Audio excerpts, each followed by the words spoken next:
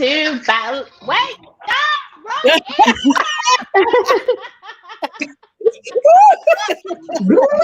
Let's start it over. Rewind. Hey, What happened? Welcome to Lady Night Live Thursday night. How is everybody doing tonight? I hope you are all doing wonderful. Today's conversation, I wonder, is it going to get heated? What's going to happen? Is it going to get heated? Or is it going to be okay? I don't know, because we have a lot of really heavy topics today. Okay, and obviously we will end with the heaviest one because it's only right to do so. But okay, let me see who is in the chat. I see 6 amazing people in the house. Hey guys, don't forget to say hey so we can acknowledge you. But welcome. Don't forget to hit the thumbs up on your way in. And if you can share out this live, then please do so. Because we talking tonight. We are talking. So, you already got a thumbs down, girl. Number 1. Okay.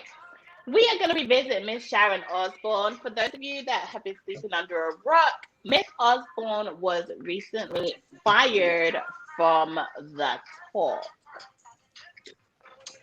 And she is going to be paid up to $10 million in a payout for leaving the show. A lot. What is everybody's thoughts on that? Hey, Bernie, how you doing, sis? Thank you so much for coming. Thank you for sharing out this live. I appreciate you. Thank you. Ladies, what are your thoughts on Miss Sharon Osborne and the talk? She gets fired. Yes. And then gets paid. Mm-hmm. Well, because she has the contract and they have to buy her out. Mm-hmm. And I know she went up there and said, if you want me gone, pay me where the money resides. Right. That's what she said to them. That's what she said to them. You want me to go? I'll go, but you got to pay me. You got to pay me. Right. That's right. That's right. Now, I don't think the woman should got fired because last time I checked, she get paid to tell her opinion. I'm just asking some questions now, okay? Answer questions, Andrea, because I hear you, sis. I hear you. She gets paid to tell her opinion. So my question was, if her co-host from previously had a problem with her, why didn't it go to human resource right then? Why wait till now? She had this big old kerfuffle with Cheryl Underwood, and now they, she's homophobic, she's this, she's that. You should have been on none of that. And to me, I just said something about you. Was you really my friend when we was on the show? But now you fired and you ain't got a job. Now you trying to get me fired too? Right. This is why you can't be friend with a bunch of women, okay? Oh, I honestly don't even think that the talk wanted Sharon on the show anymore. For whatever reason, I just don't believe that was a good enough reason to fire her because she hadn't made any race comment. And Cheryl, is that the lady's name? Her co-host. Yeah, I forgot. So Underwood, right? Best friends. Yeah, best friends, right? So I mean, she did push her, and I think, like we said before, I think we can put it down to ignorance or not being aware of what the situation is. She shouldn't have done that, but at the same time, she was very heated, and I just don't see that whole situation as a reason to fire the woman. I'm sorry. I think the talk had something else to do. I think the talk didn't like her, felt they were paying her too much money, and because on all these shows, all of the hosts don't get paid the same amount. Everybody gets paid something different. So I don't know if that's what it was. It was a budget thing. I agree with you, Vee. I was saying the same thing because they said Sharon has been the longest running members. I think she's is she one of the originals? She's one of the originals, I believe. So get her out of here. They're not the ones who make up their own titles of what to talk about and all topics. They gave them that topic. And I feel like they just totally gave the topic, knew how it was going to play out, and just planned for her departure smoothly. So that's the thing, because remember they even went to her that day and was kind of oh, do you mind talking about Piers Morgan? Like, do you mind about it? She's like, oh, no, I don't mind. They'd already set it up. They set it up. Oh, that's so sad. See, and Sharon is TV. Sharon is good because she had a good lawyer. You know what she did? To make sure when I get this payout, I can talk when I'm ready to talk about what happened. Okay, she made sure she had the clause that contract that she signed to get up out of there. When I leave, I'm gonna take my time, go on a little hiatus, and I'm gonna come back and get a tell all to Oprah, Piers, whoever. Maybe might give it to Piers Morgan, her friend, and tell how she really felt about her co-host. I think so, and that's the thing. I agree. She did have a good deal, so that Sharon is gonna speak. I think Sharon's gonna speak because she's the type of woman that wants to clear her name. Like she don't want to be pulled into false accusations about herself. So she's gonna want to clear her name at some point. And apparently, with the departure, she's allowed to talk about it. Yep. Absolutely. See, me, I would have made sure she gave her plenty of money and signed no contract talking. How about that? That was me. I would give you all the money, but you ain't talking at all for a couple of years.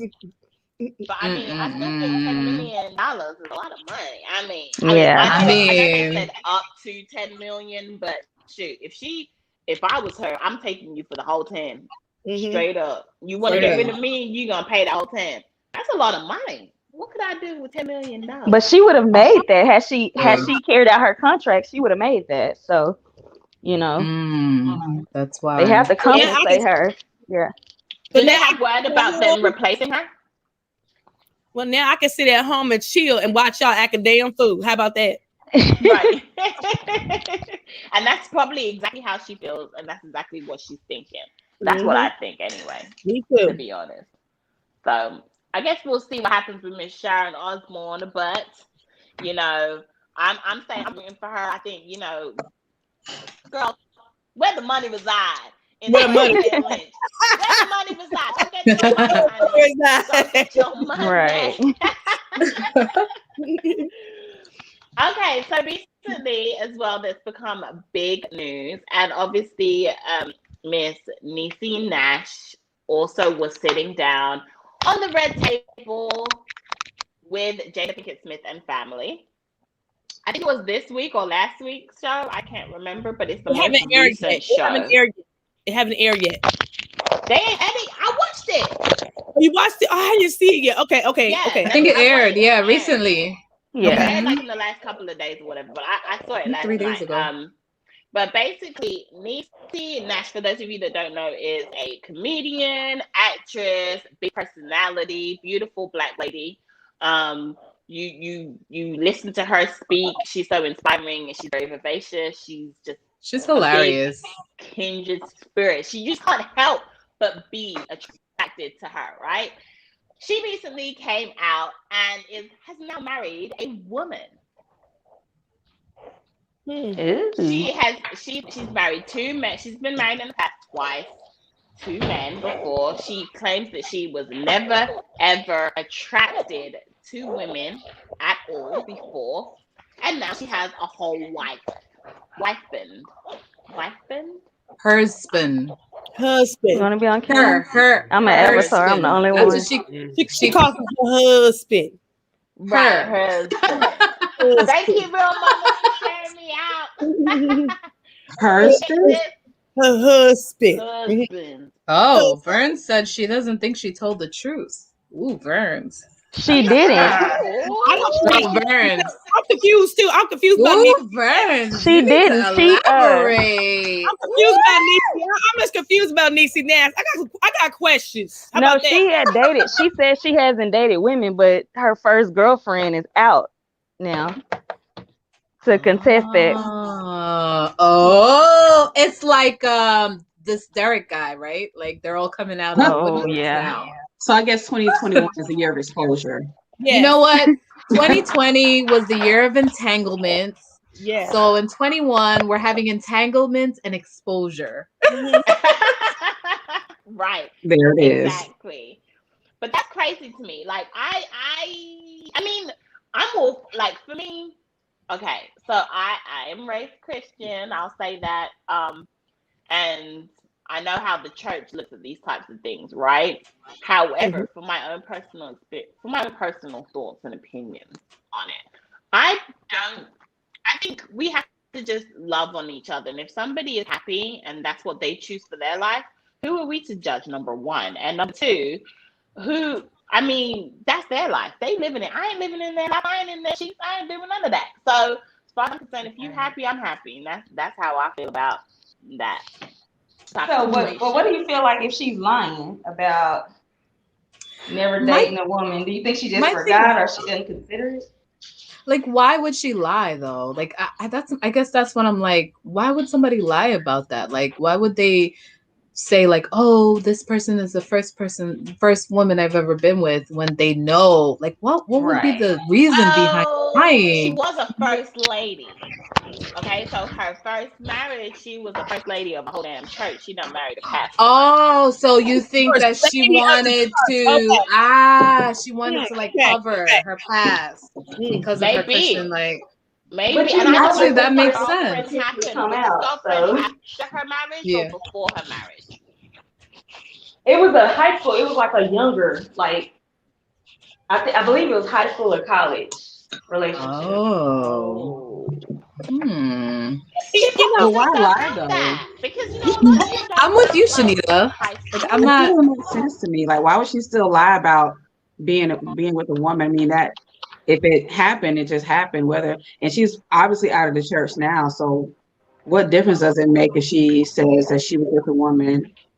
Maybe she doesn't count her teenage years as like relationship. Maybe I know people do that. So. Maybe she's never, because it's the first time she's been married to a woman. So maybe she just said that, and maybe she said it in that sense. Well, I just got a couple questions. I was interviewing Niecy Nash. I got a question. That's it. Because I'm trying to figure out. Then I'm trying to be politically correct. I'm trying to be good. Just I believe everybody deserves love. I'm not homophobic. My brother is gay. Okay, but the question I have for Niecy Nash is, the husband. Don't y'all think? And I'm just asking, and maybe if he might be wrong to ask the question, but don't she compete like a man? I'm just asking some questions. Yeah, well, okay, but if say if I was gay, okay, be as my woman because he fine, okay. So I'm just trying to figure out if husband is almost like a dude to me. So that's the point. Yes. I mean, is he what? I don't help. Oh, wait, is he what? The woman is very. She's saying like if Niecy Nash now is coming out as being a gay woman, then why choose a woman that resembles so much a man? Why? Oh. Like why? Like if a woman is what you want, then why choose? Like I understand what you're saying because I asked this question as well because I wanted to know, like, I understand femmes. Like femmes, they love women. They're two like women's like I don't know the proper term and I don't want to get the terms wrong. But they're two like feminine women together and they're in love. But it's when you choose the ones that look like the masculine ones. It's almost like but there's so much like men.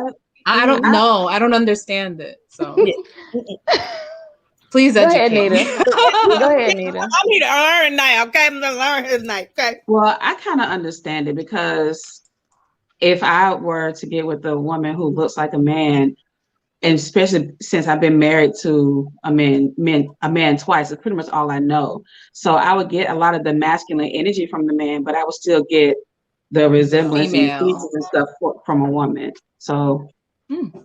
So that would be mine. I think that we're looking at it through the eyes of a straight person. That's first. Okay. You can't, rationalize, other people if you're not like in it. Yeah, but that's true. From what I gather is that these a lot of the what they call studs, they identify with the male persona, if you will, like the clothing and okay. that. And I don't think it has anything to do with the attraction. I just think that that's that person's personality. Like a man could like a woman that only dresses like Aaliyah, like, you know. Yeah. Right. And That's it's like, true. and we don't say why doesn't he like a, you know, a woman that wears dresses all the time? Why, Right, you know? right. So I feel like that's the way to kind of look at it is, you know, like Interesting they point of know view. that it's not a man. It gets deeper than that though. I have a really close friend that's a stud, but I think it gets deeper than that because some of them don't like you to touch them in certain spots. So because they don't identify with their own physical being. So I think it gets like super deep when it goes into that. But okay, it looks like Vee was up there twice. Yeah, Vee's on there twice. Why does it look like I'm up here twice? StreamYard is tripping today. Yeah, so Bernie said, yeah, lipstick lesbians and bush lesbians. Yeah, you have two, you know, different types of names, right? And I think it's what you identify maybe with, or what you're drawn to. Some people like people that like the she/he people, or you know, or the trans people maybe, or you know, I think it just depends on what people are into. I had a question, so that's my question. I've been wanting to ask, because I'm just saying, as if I want a woman in my life, you know, I pick one of y'all. Y'all fine. I want a fine woman just like me. Okay, so I'm period. You know, period.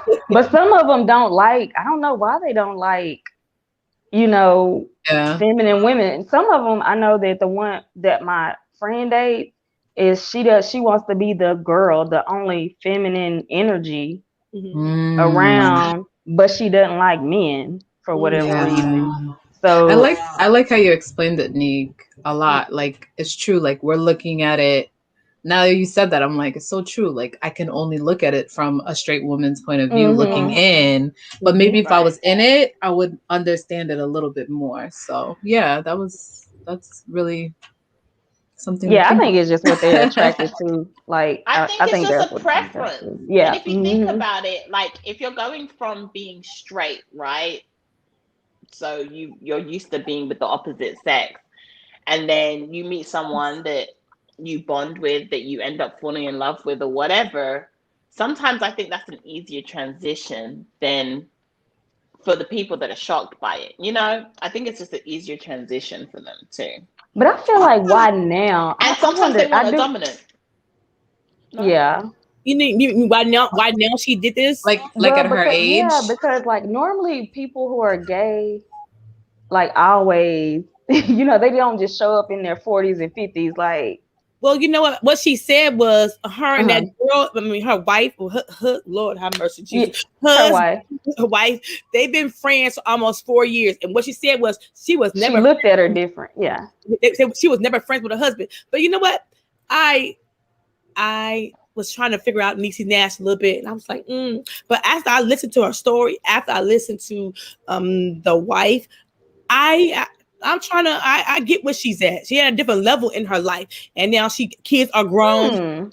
She's elevated. She got money. Resides, working. She's secure in her own body. She got her body that she wanted to have. So she won't say like, it's my time to do me. My kids is grown. I've been married to 2 men, and now I found this woman who I've been friends with 4 or 5 years. But when she was talking, when I watched the parts of the interview that I did, I know she said like that she was always kicking it with this girl. And then one day she just looked at her. Yes. And I was like, how does that click or happen? I don't know. And then they're like watching a movie together and she's rubbing on her neck. And I'm like, I don't know. Does it just happen like that, or I don't know like that. I like even if you were straight, like, do you have like a friend, right, a guy friend that you just kicking it with, and like years later you look at them and something sparks? It does. I think it can. I think it can. I think it can. I mean, I'm confused Or about somebody, how many times? So many times you hear about people going to school with someone and they're just like, you are not my you're right. type. And then all of a sudden they get to be 40 and they done had relationship, divorce. Yeah. They're in their 40s and like, you look good. that happened to my mom and my stepdad. Like they went to school together, but my mom was not trying. Like he was not it. Then went on, moved on. You know, had relationships, and then they met up again in their mid-20s and got married and had like a whole family after that. So it's like, but it's such a huge change, right? Like, because you got to change the way you are intimate, the way you, like, you have to like learn totally all over everything. again, right? You say that, right? But maybe not, because you know, a lot of the time women, like for instance, I'm just gonna speak as a woman, like in the lesbian type situation. Women understand women. You understand your mindset. You understand their mindset. So it's easier to relate and resonate. Yeah. So I actually don't think it's as hard as people may think. I think it's very easy. And I think women know women anatomy very well. And honey, just watch better out. than a man. They know exactly where the spots are at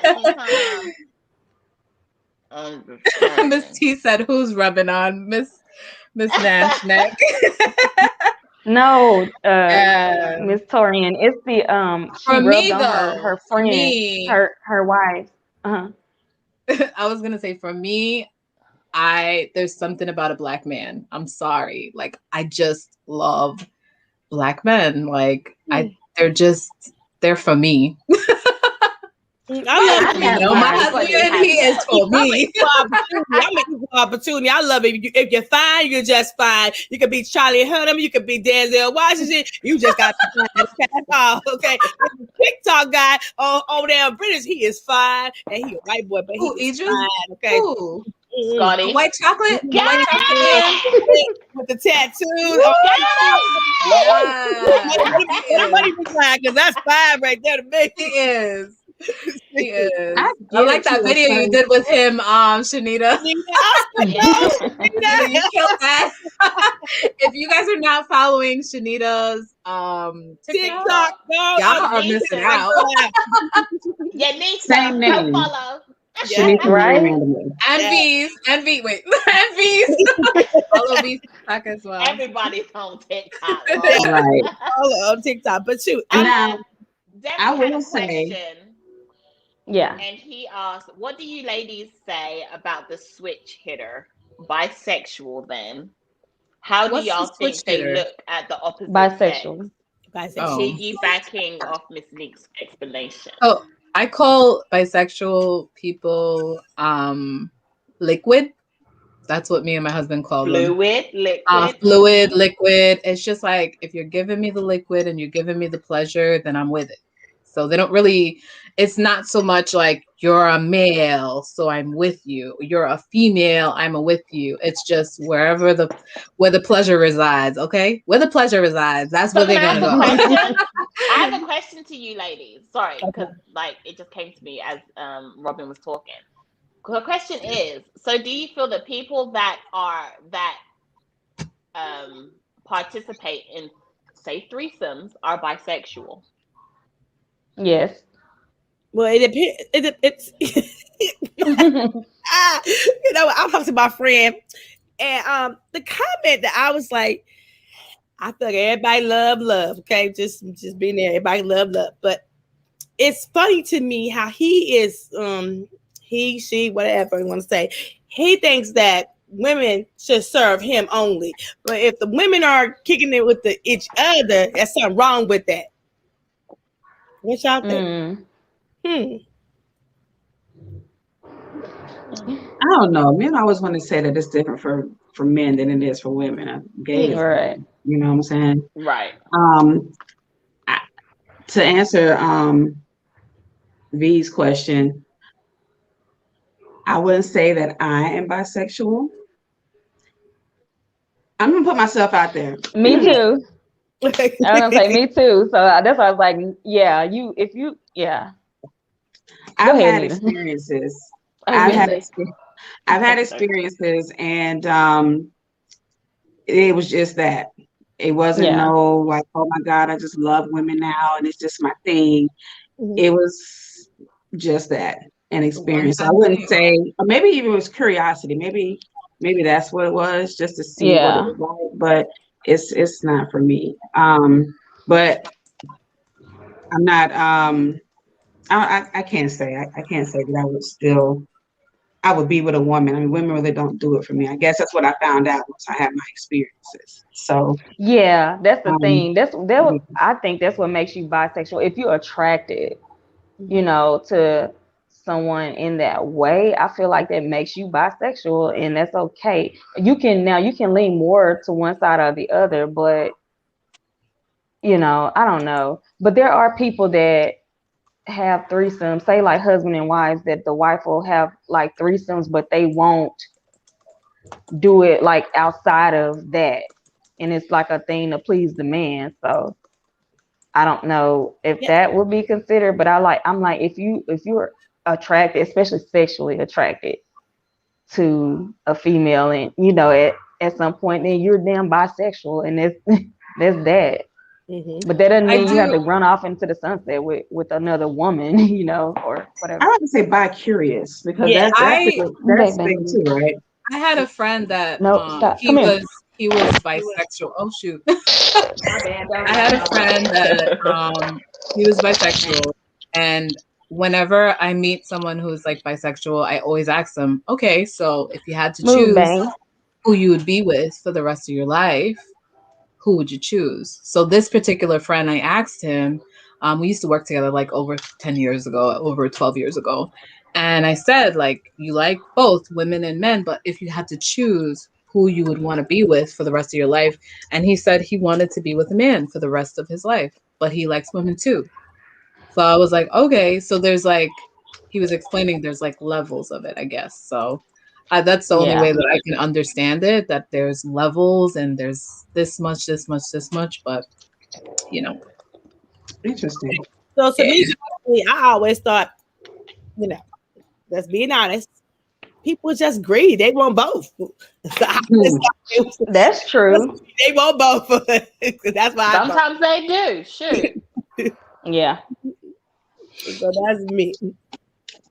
Okay, I just wanted to know, like, if you think, because I think a lot of people don't necessarily think that they are or would class themselves as bisexual when they have these threesome situations, whether it be 2 men, 2 women, 3 women. I mean, 3 women, 3 men. I mean, once you go over 3, I think you're in like orgy territory.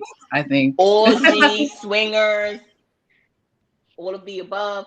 I mean, because that's what I'm saying. Like, if you're into all of that type of stuff, then are you changed? Like, are you now part of the LGBTQT community? It's a lot of letters, y'all. Okay, we call the alphabet letters. That's enough.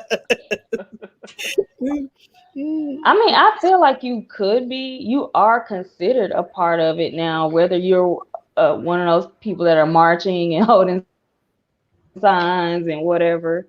That may not be your thing because you don't have a need to want rights as a same-sex participant.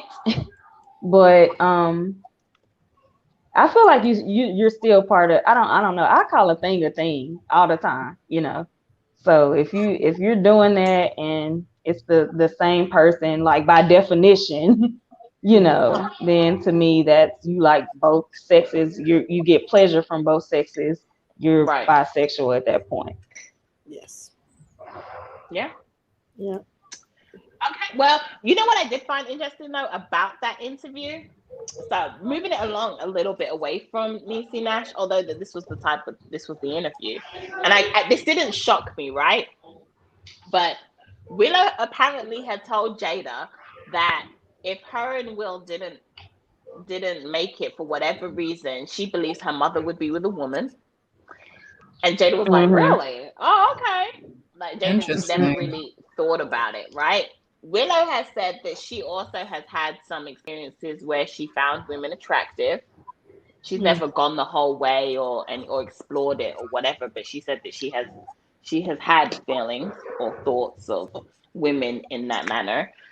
And then also, Jada's mama, which is very interesting to me, she said she always was really curious about having a threesome, but she never did. She just never did it. And she's like, now I feel like I'm too old to try it, but I've always been curious to want to try it. And everyone's like, you ain't too old. She goes, oh yeah, no, honey, I'm too old now. I like her. For me. Like, not happening. So I'm like, okay, so the women of that family, I guess all of them may be a little fluid or want to be. I got just a little bit.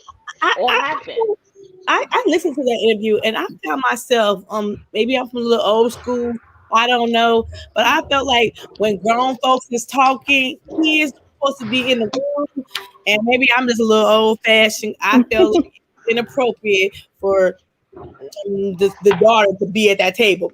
That's just me. Well, she's 20 years old. She's grown now. She's grown. Okay. But so at what age, Andrea, do you invite the children to the table to have some real talk? Okay, but what age? Have mercy. Okay. I got grown kids, but it's some things I don't think you still ain't ready, but I'm still growing than you and you ain't ready. So, I'm see, Andrea, that's where I disagree with you, honey. And this is the reason why, right? I actually really respect the relationship that they have with their children and how open they are, because it allows their children to feel comfortable to really express themselves, where a parent knows what is going on with their child. I would rather my child, whenever I have one, my child comes to me and we talk about it and I can see where they're at mentally, than them trying to figure it out on their own. They're trying to compress feelings. They're scared. They're not too sure. They want to try things. They're not too sure. I would rather my child be open about what they're feeling, what they're thinking, and we have that conversation, than them getting it from somebody else that has no clue, or that may not give them the love and protection that they need to get that information. Absolutely. I agree with Vee. I agree with that, but I don't know. Maybe it was just me. It took me back. I don't know. I'm still new school. I have conversations with my children, but it was at the table where grown folks is talking. Even though my kids are 22 and 23, when grown folks is talking, and I say grown folks, we over 40. Grown folks is talking. Children at the time. Even the 23-year-old children, you send them away. Still little children, and we got the grown folks conversation. This is bringing me back to the episode of Bridgerton. Bridgerton is life, okay? This is bringing me back to the episode of Bridgerton when the mom thought she was going to have the conversation with her daughter on her wedding night about what happens on a wedding night. And I just feel like I was upset. Remember, Vee, we had a whole long discussion about this. I was like, and what's crazy? To this day, there are parents that don't speak to their children about the important things. Like, okay, get your education. Yes. Be good, kind to your elders. Yes. But then sex? No, we talk about that. Me and my son, I've been teaching that since they were 6 and 7. I got them Ebony magazine, STD, HIV, all that, which is a long time. But it was just at that I actually had a conversation with my girl, Real Mama, and we was talking about that. I was just saying, grown folks is talking at the table. She don't need to be there. But that's that mentality though that I wish that we would move away from, because we send our children out into the world so disconnected, and then they start to experiment, and then we get all kind of craziness, right? Because we weren't exposed, or we weren't able to express ourselves, right? Because I grew up like that. The grown people, like, they would send us outside. Like, when it's going down amongst the grown-ups and it get heated, they like, okay, all the kids, go outside and play. Y'all don't need to hear this. But think about what it would have done for us if we would have heard these things, or maybe we would have seen it play out, or could be privy to some of the things that we didn't know that we were going to ourselves one day experience, right?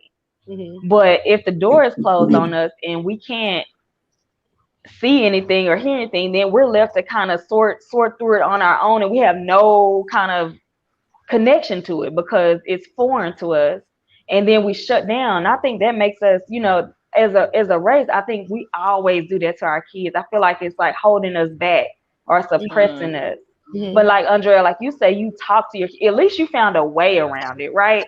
But there are parents out there that say, like, I'm not speaking it. My mom told me that her mom would not even speak to her about sex, so she wouldn't speak to me about sex. Like, and so now if I have a daughter, I have to be sure that I right that wrong and stop that, because it was the same way. She won't talk about sex, but I have an older sister who's older than me. Let me tell you something. Let me tell you something. I follow this girl. I became really good friends with her on Instagram, and she has twins, and I think they're about 8 years old. And she had to talk to her son, one of the twins, about porn. Why? Because one of the kids in his class brought it on the bus and they was watching it on the bus. So it's like, if you're not ready, then someone else, they're going to find out some way. And 8 years old might seem early, but I start talking to my kids from early, like too early. Some people say, they're like, oh, why are you doing that? Nope. We're going to do introduction today. Right. Or you're going to learn something, even if this much. And then when you get older, you'll learn a little more. And I do, Neek, agree with putting kids outside for certain conversations at certain ages. Yeah. But then after they get to be like a certain age, it's like, no. They need to this was like in my personal experience, it was a religious debate because my grandfather is like was it AME, the African Episcopal, whatever, them. And then my uncle, his son is a Baptist. And they're both pastors of churches. And so that kind of got thrown into this was Sunday, after church, you gather at the grandma's house and everybody's eating. Yeah. And so that comes into play. And so, but it's just like, now we have to know that, you guys are fighting over religion. What does that do for me and my spirituality when I grow up? Maybe I may not even want to be around it because I'm like, I don't want any part of this because it makes my uncle and my grandfather fight. Exactly. Or something like that. I don't think the parents understand it. I don't think they're even thinking about saving the kid. Yeah. When they send you outside, it's like, I don't want you to see negativity. Yeah. But they don't think about like Andrea said, talking to them in another way outside of the situation. Maybe like my mom could have, on the way home, like, hey, I need to talk to you today about what you saw, and what went on, so I can explain. But no, there was none of that. It's just like, oh, you're beefing and it's grown folks' business, and wow, it is what it is. So I'm intrigued, right? Because Bernie said she said you can talk to your children under 18 about sex, but the conversation on the red table was inappropriate for Willow to be there regardless of her age. And I disagree. Really? Why? Yes, I feel like she's 20 years old, Vern. Yeah, I feel like she's 20. So I'm gonna disagree with that because my thing is, we have cartoons now that are going out to younger kids that are showing lesbian and gay relationship moms and dads, same-sex moms and dads, and all this kind of stuff. So kids are being they're getting access to this. What Andrea and Bernie are saying is that it's a level of respect. I think where they're coming from is that yes, that's what I'm coming. It's a level of respect. Respect for who? The child or the for adult? the respect for the situation that the person is the adult. I guess respect for the adult, because this is a topic for mature adults, and you are my child that I had raised, and we don't need to have that. You know how they say, I'm your mama, not your friend. Yes. Kind of like that. Like you're gonna have these situations where you can have girl talk with your homegirls, that you can't come do that with me because I'm your mother. There's a okay, I'm here, you're here. like it's a tree, right? It goes down, like, but you know, I can't dap you up. But clearly in their family, though, that's not how it is.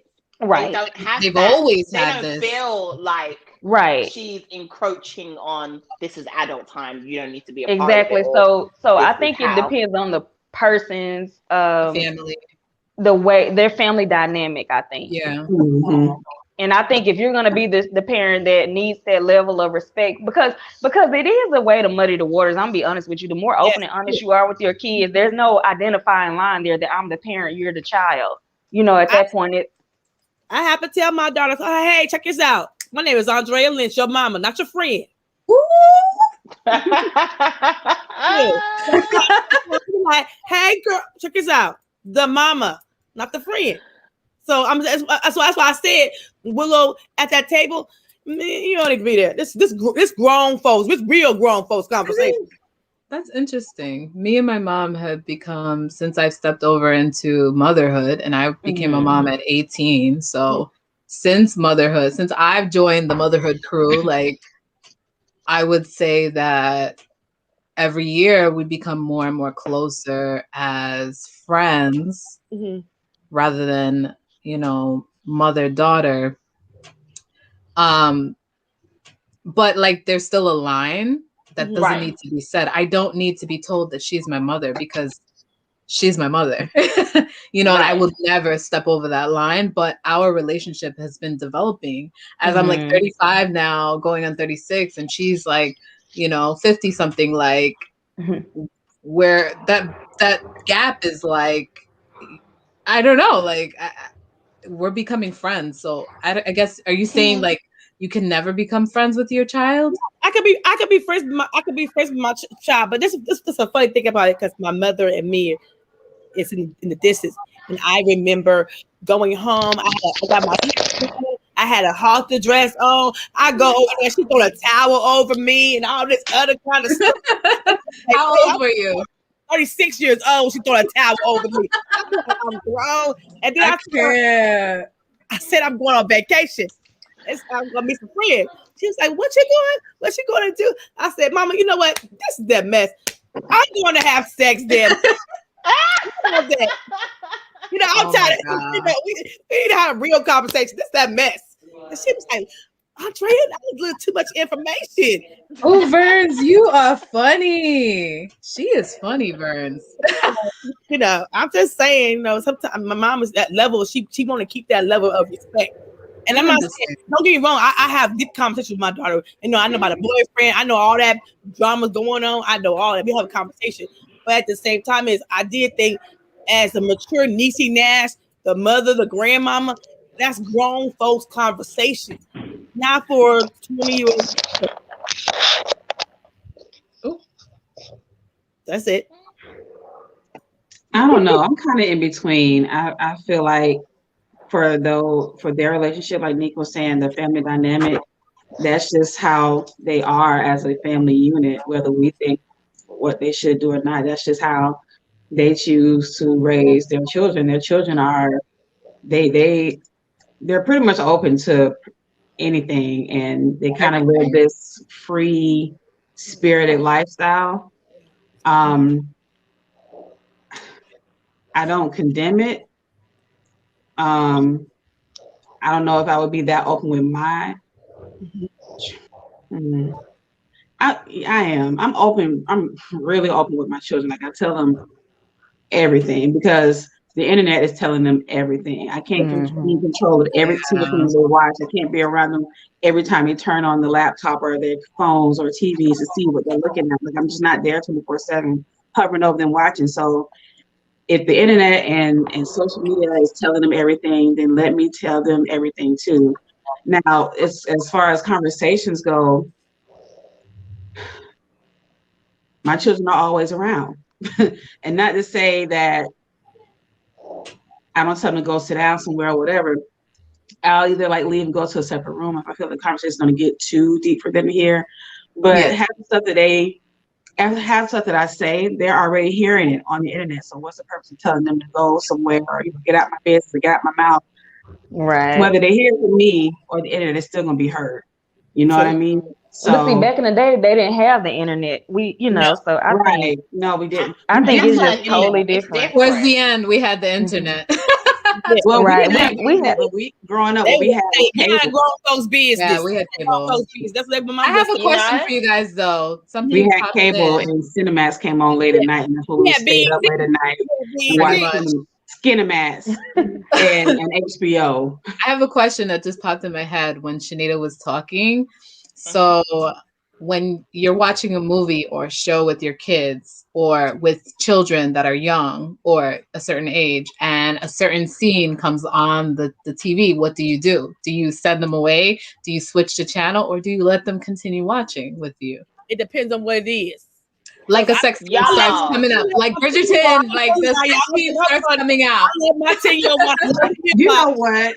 Not that they should be watching Bridgerton, but like right, because we have family moving out on Friday nights, right? We do too. And we were watching Bridgerton, and that scene, or that particular episode of Bridgerton, the husband and the wife, they was getting it in every 5 minutes. Every 5 seconds, honey. Girl.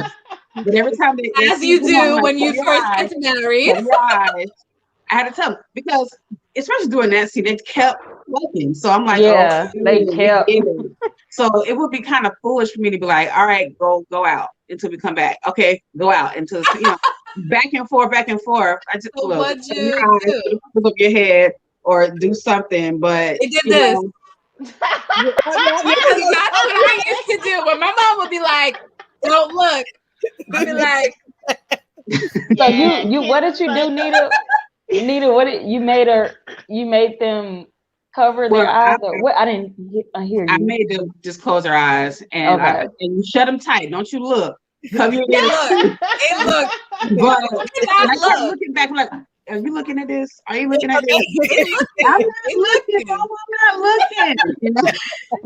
But you know what? Turn it off.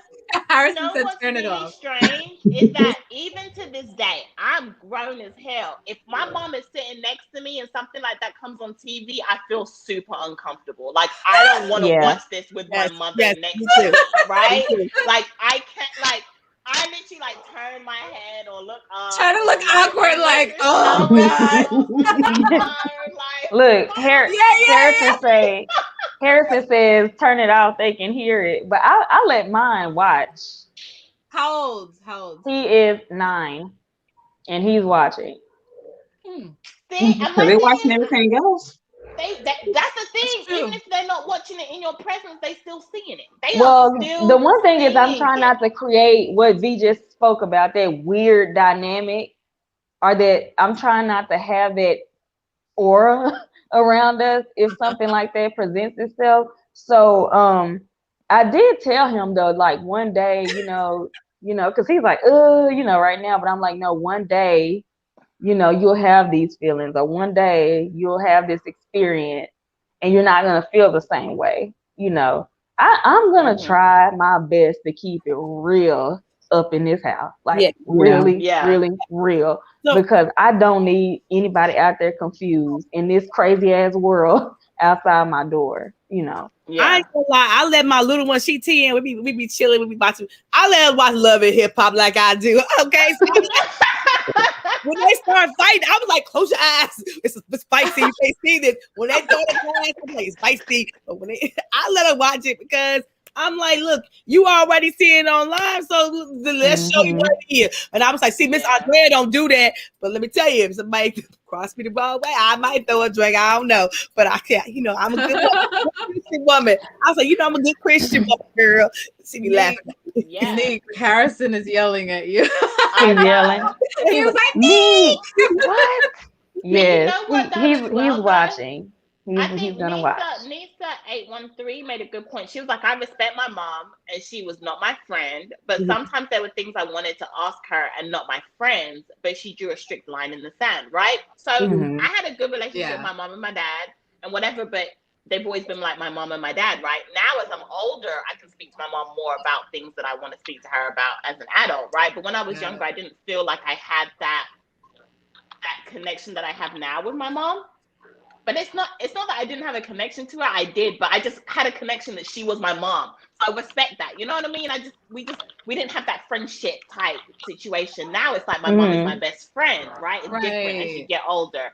Right. But when I was younger, we had like one of my best friends, her mom used to be the one that all of our group of friends would go to because she was so open in talking about it and talking about stuff too. And she would have like group sessions with us and things like that. It was really nice. That's pretty to have cool. An adult that everybody could go to and speak to about it. So we still had an adult. It just wasn't our parent, but at the same time, it was like somebody we felt comfortable. So she knew about all of our lives before our own parents probably knew about it. Did the other moms know about this mom? Yeah, everybody knew about her. Oh, normally they keep the cool mom secret. Like, I don't want her to know because my mom is not gonna want me to go over there. She's gonna tell me to stay home. Like, don't go over there. Yeah, you know what? No, they all knew about her. Nisa said, I tried to tell him I didn't be the okay, so she had two comments. The first comment was, my friend watched Coming to America to make sure that it was appropriate for his kids, but his kids are homeschooled. I try to tell him that I don't want. I try to tell him that you don't want kids with an. Read it right, Shanita. I try to tell him that you don't want to raise kids with an unrealistic world. And I have a friend of mine who she has daughters, 2 older daughters and a son, and she will not allow them to be exposed to a lot of stuff. Like, she doesn't let them like watch stuff with like death in it. She doesn't like not sex, you know, because she's like, I don't want them to be exposed to that. That's too scary for them. It's not, you know, I don't. As far as she knows, it wants them to be rainbows and sunshine all the time in their world. But the world is not rainbows and like, sunshine. I don't think they can take it. And I'm like, but don't you think they need to be exposed a little bit? Because when they go out into the world, they're going to be really naive. You know what's crazy? Everything. Every action has a reaction. I can't imagine what those poor boys are gonna my mom was the same way. She was hiding. I didn't go to my first funeral until I was 22 years old. Okay. Ooh. She not let. She was like, I was like, Mom, we didn't even know what a funeral is. Okay, so when I went to the first funeral, and it was a coworker of mine, and my girlfriend was like, well, Andrea, you can go up there and say your last back. And I was like, the body gonna jump out on me. She was like, girl, that's a lie. Oh, wow. Scared. But you haven't been around it, and I never been around it. So that was my first funeral. My mom, she wouldn't even let us go. She wouldn't even let us go to the prom. So when I got married, I was like a wild animal. I was at Walmart at 3:00 in the morning. We was just doing things, popping bottles, and I was like, oh, this is so cool. Because my mom was like, if the first thing she said about sex, if you get pregnant, you're gonna leave this house. I don't want to talk about this. But I had an older sister who left home, and so when she came home, she was telling us about it. But my parents wouldn't let us watch no BET, none of that. We were sneaking watching all of that. Me too. Now, me too. My parents, and that's the thing about it too. My parents didn't allow us to watch a lot of stuff either, especially like BET, MTV. We had to watch all the stuff when my parents were out the house or like went to work or something like that. We had to sneak and watch this stuff. So, and it kind of like Derek says, it's a setup, you know, failure. For failure because I wasn't exposed to any of this stuff. And so now my curiosity is like, ooh, what's this about? Ooh, what's that about? And when I get my parents' house, I'm gonna turn up. You know what I mean? Yep. So man, let me give y'all this. When my kid was 7, he had a sleepover. A friend come over to spend a night, and so I go up in the room, and they were watching Spider-Man, you know, the movie. And so I go up in the room, but his friend, they were laid in the bed. His friend had the tablet up on his chest, and when I opened the door, he let it fall. He was watching something supposed to. Yeah, and so I'm like, what are y'all doing? And then my kid was like, well, I'm watching Spider-Man, but he's watching butts. He's watching booty. Yeah. So what did you do, Nick? Like, how? So I was like, give me the, you know, the thing. And I looked at it, and sure enough, like it was like all kinds of twerking and fishnets going on. And I was, yes. That's what he was. And I was, yes. What do you know about that? They had to be like, yeah. Yeah. And so I was just like, that's what was a reality check. And I was like, just like, what do you do? Because I was happy that my kid was like watching Spider-Man. Not even, like Spider-Man. He was like, more interested in Spider-Man than the booties. Right. But the other one, of course, he had an older brother that was in high school at the time. So this is a different dynamic. And so, I didn't know what to do. I did text his mom just to let her know, but I didn't do anything to him personally. Right. I don't know. Because I was like, I don't know what goes on, in their house or what they're allowed to do or not allowed to do. So I was like, I'm just letting you know. And I took the device. Mm-hmm. Out of the room. And I was like, yeah, it's time for y'all to go to sleep. I know. He was like, I'm never going to her house again. She took my booty. But I was just like, yeah. I don't. My daughter asked me co-ed. I was like, hell no. She said you want a co-ed sleepover. I was like, hell no. You ain't ready for no. A co-ed sleepover? What's that? I haven't even heard of that before. Co-ed sleepover for a birthday party. I said, are you out your damn mind? No, is that girls together? At what age? She was 13. I said, girl, you lost your mind. 13? Oh, no. Well, that was nice that she asked. She asked you. That says a lot, honestly. Yeah. Some kids wouldn't even ask that. They were like, shoot out your what? Ask my mom what? You like, but to sleep over, like y'all can have a little party and then they can go their way. Right. But then okay, my pastor uncle didn't allow my cousins to come to my 16th birthday party because I was having boys over. And I thought that was just trash. I was 16. I'm like 16. That's driving age. And that's working. You can work at 16. Like, go to the prom. Wow. I didn't have my driver's license until I was 22. My mama said, I know Andrea, when she get her driver's license, she leave it home. Girl, 22 was your year. You was lit then. I need to go see that 22-year-old now. Right. For real. Okay. All right, y'all. We done kept on Niecy Nash. I know, right? And I thought she would be quick. I thought she'd be quick too. You know what? It opened up other doors. It did. Yeah. It opened up other doors. But hey, good conversation. To that iron. Hey, Dara, welcome, honey. Hey, Dara. I was driving. The next conversation that we're about to talk about is Mr. Jay Rodg. Okay, so for those of you that don't know, Jay Rodg is a restaurant owner in Cincinnati. He has a restaurant called COPA Restaurant. And there was a group of ladies that went there for brunch to celebrate their birthdays, and they had on wigs. Oh, they really did. And he pulled them to the side when they passed through security. The manager pulled them to the side and refused to let them enter into his restaurant because he could see one of the ladies' lace on her lace front, and he could see the wig cap, which he called the crisscross, on another lady. And he refused to let them into the restaurant for whatever reason. I have absolutely no idea why. What are your thoughts on this? This whole story was crazy. Can I go first? Yes, okay. Now, the good Christian I am is, I'll be like, where your lawyer at? Because I'm suing you. Okay, because that's just rude and disrespectful.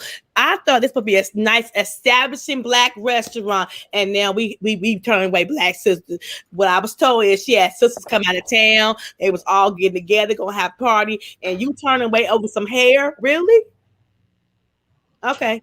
Well, I'm gonna hire me a good lawyer and give me my money where the money resides, embarrassing me in front of. Okay, that's the theme of the night. Where the money resides. It's always the thing now. Look, I'm gonna sue you because I just think it was wrong. They had friends coming out of town, and you over a lace that maybe they forgot to do. I don't know. It ain't that big a deal. Were they dressed appropriate? Because I heard they was dressed appropriate for your establishment. It was they went about with the dress code, and they can't get in because you so worried about a lace, a wig. Really? Is that how we do anyone else's? And that's the thing, though. When I saw the girls and stuff, their wig didn't look bad.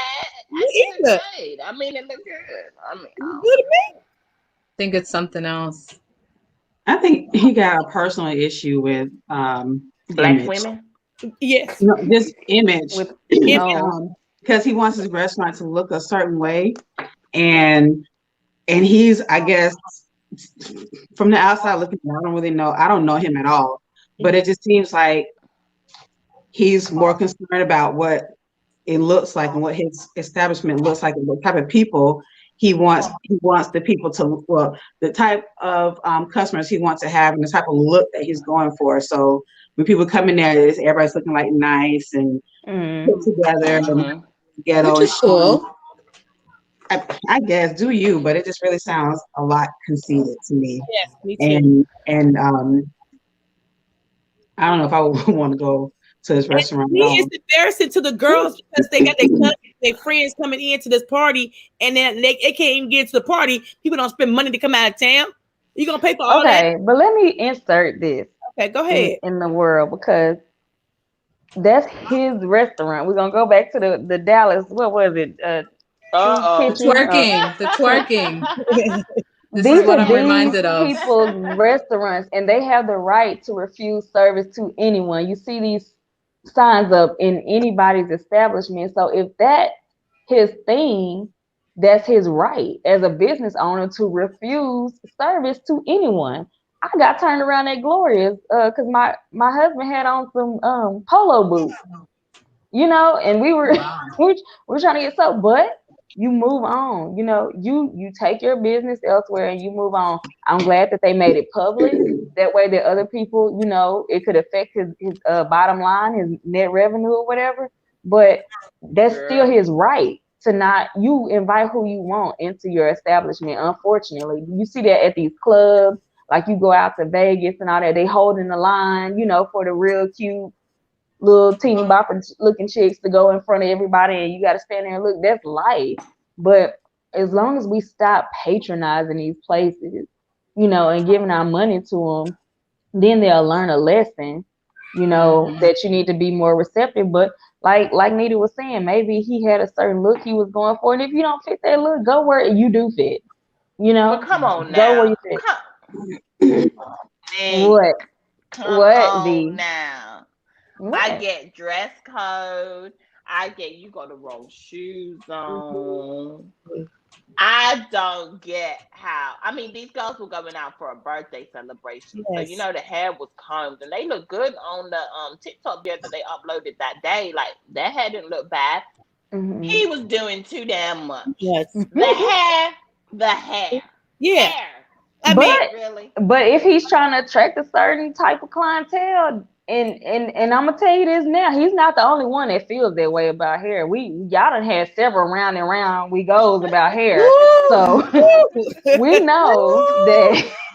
I mean, maybe he doesn't. It's such a big issue for some people. It's ridiculous.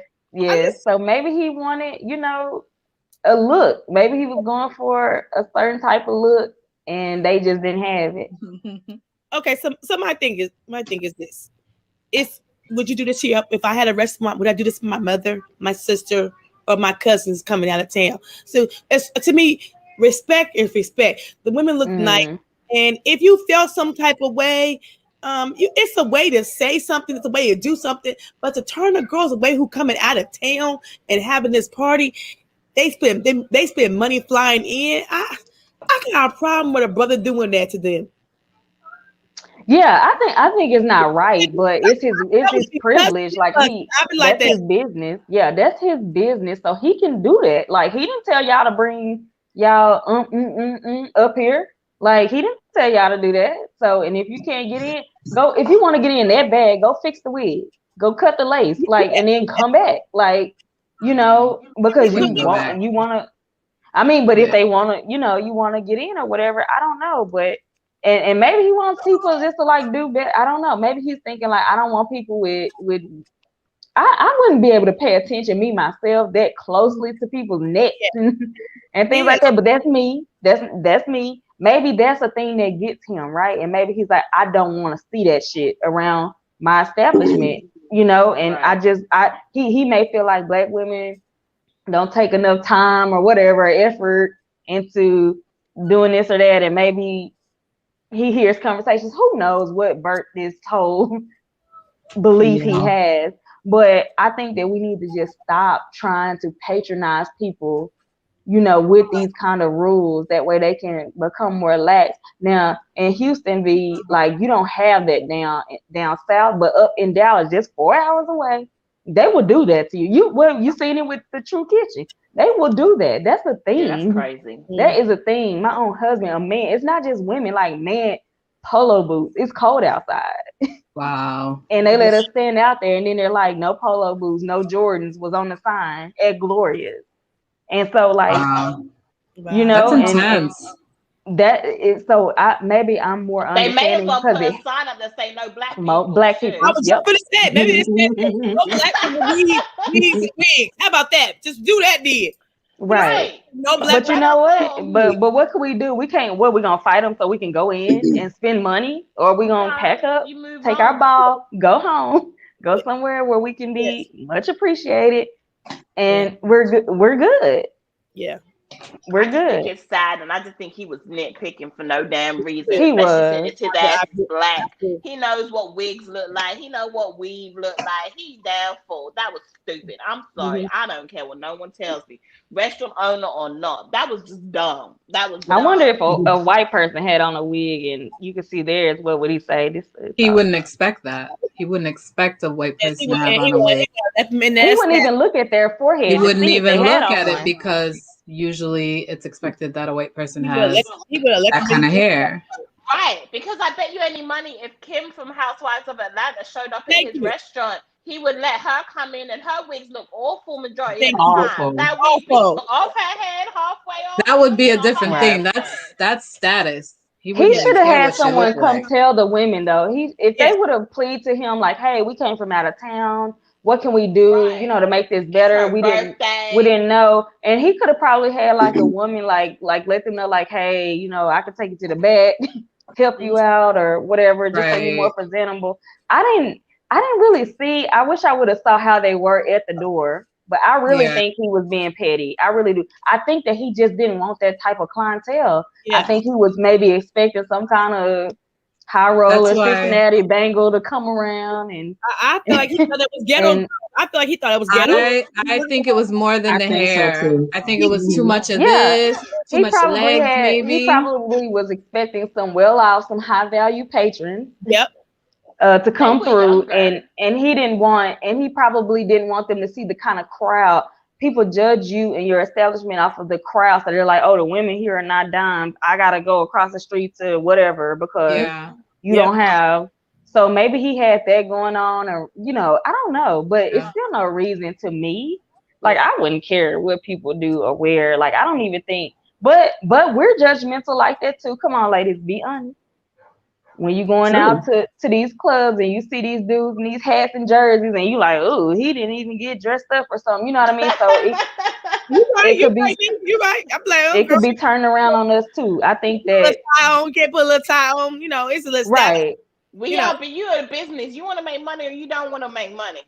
I think he don't care about that. I think he's gonna make money regardless, and that's the thing that people don't understand. Like, no matter how much bad publicity, with bad publicity comes new patrons that are interested and intrigued, and they're out here wanting a piece of the pie or wanting to go be around it and put the hashtag that they went there. They were in the same place. You got accepted. This crazy ass event happening, and it's gonna bring them more. And then it's probably gonna bring more the bougie people that think that they all there. Oh, they don't let these wig wearing, you know, whatever people in here, so I can go there now and, you know, be all this and that. And, you know, I don't know. I feel like it's so unfortunate. Because it's like that in Dallas is so like that. Yeah, I resonate with that because we have it here everywhere. Like you may get in, you may not. You have to go somewhere with the thought in your head that I need a plan B and C because they may turn me around. Mm-hmm. I have never been said I wasn't dressed appropriate for a club. Never. Yeah, you can have like Niecy just said, like she somebody got turned around for having too much breast, showing too much breast, like at a strip club. Yeah. At a strip club. I couldn't believe that. Yes. No. That's true. That's true because it's not about you, it's about the girls. You can't take away attention from the girls. Right, they're working. I can understand that. Yeah, you can't do that. Okay. Yeah. You'll take away, the men will go after you. That's why they even charge you more as a woman. Like you women get charged more. They'll charge you more. No, they charge women more at strip clubs because you know you're hurting the business because men are gonna be talking to you and not the strippers. Wow. Or they'll do like I guess it's like unescorted women have to pay like this crazy fee, but if you go on with a guy, you're good. Something like that. Like it gets really strange. So I get it. I mean, but I don't see why people continue to go to these places and want to even spend their money. That's strange to me. Yeah. Because I know when I go to Cincinnati, I ain't going to no damn COPA. You can kiss my girl, who going to Cincinnati anyway? Thank you. Right. Who is going there anyway? Okay. Nobody. I'm in New York, so. Right, you can trying to come where I'm at. Right. That's shit. Hi, Real. How nice of you to join Oh, look at Real. Hey, Real. Hey, Real. Real. Who is Kim? Who is Kim? Vee. Kim is she was on Housewives of Atlanta. Like the early seasons. She was the white girl on the show, you know. Oh, I do know her. Okay. Her wig wearing, her wig wearing. The one with the twig. Her wigs are always on. See, she would get in there. I guarantee you she would. With the wig just sitting on top of her head way back She wouldn't even have to lay it down. Flapping in the wind. Honey. Those wigs be half off, half on. I'm like, girl, you don't like a hot mess. She don't care. She don't care. No, she be thinking she looks hot, and they would be cussing her ass out. Okay, y'all.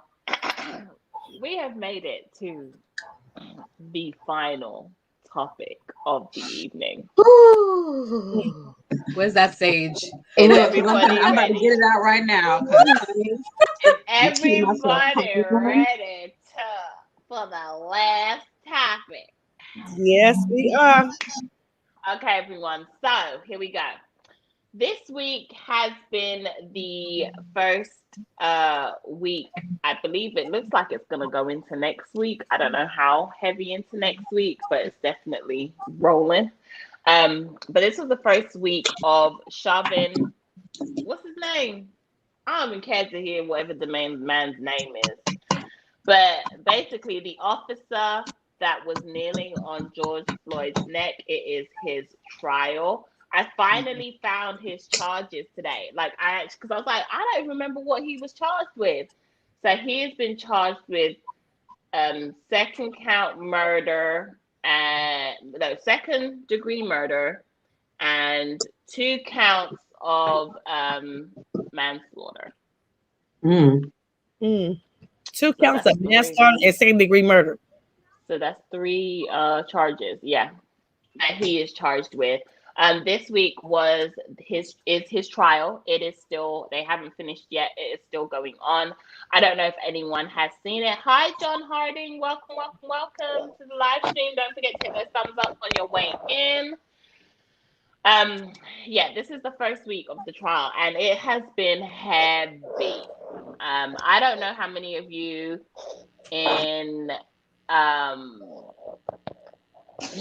Real. He's been charged with murder second degree and 2 counts of manslaughter, which is very interesting. I'm not murder in first degree. No. Why not murder in the first degree? Because it's intent.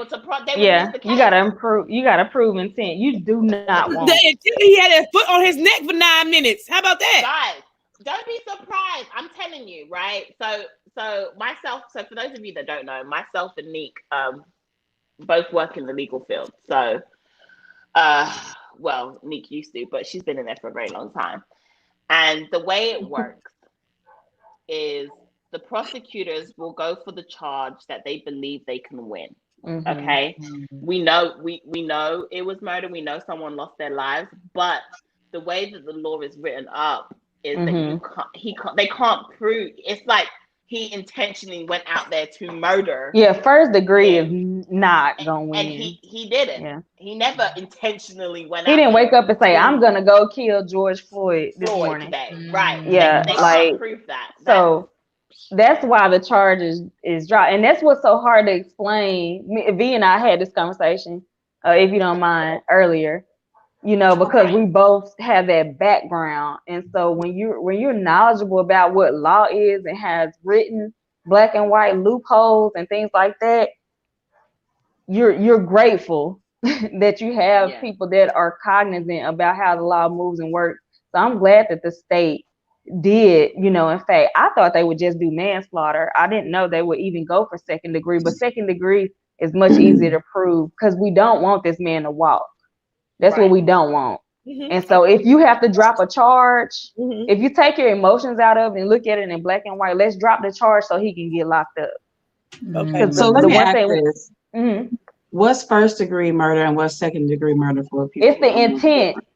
It's intent is mainly, and I'm not in criminal law. I'm mostly in estates and financial, like white collar crimes. But from what I do, like you, because I'm heavy into just like watching all kinds of crazy trials, and I sit there and watch them all day while I'm working. And what I do, a lot that I do see is just it's always intent. It's the intent, because you got some people out here that watch people day in and day out, watch their moves so that they can take them out.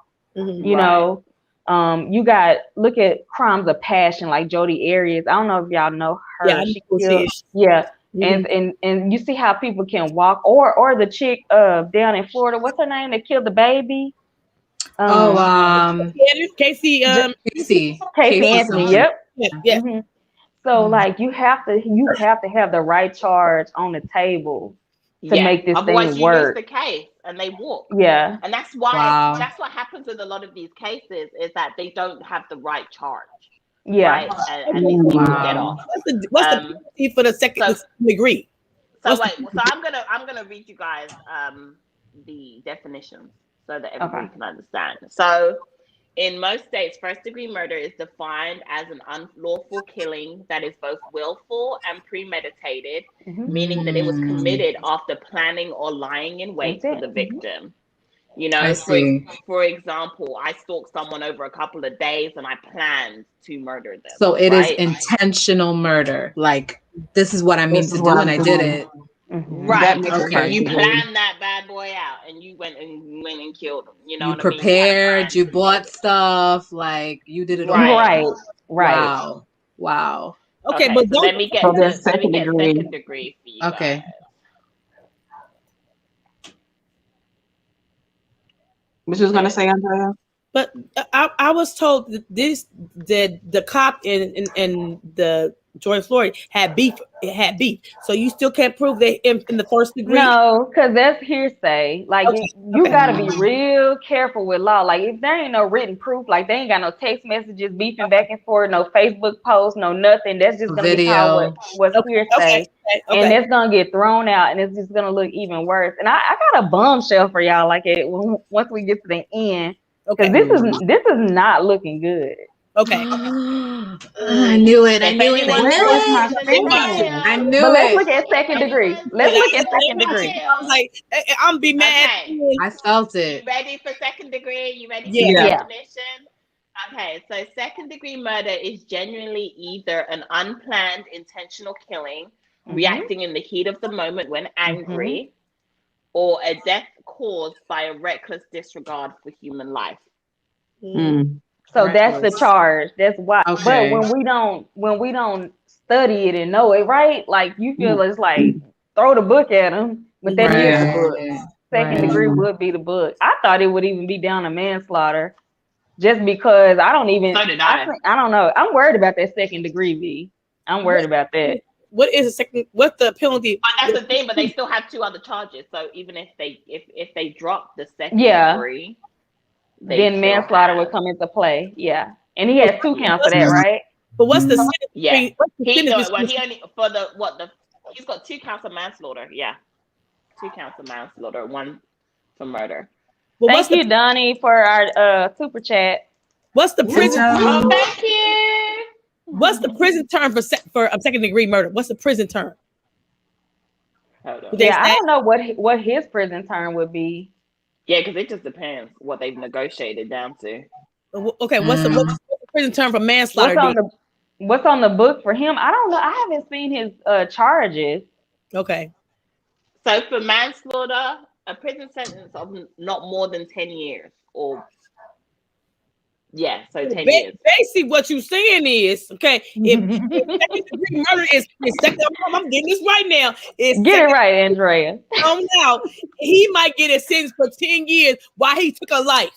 Yeah. Look at our girl who killed the guy in Dallas.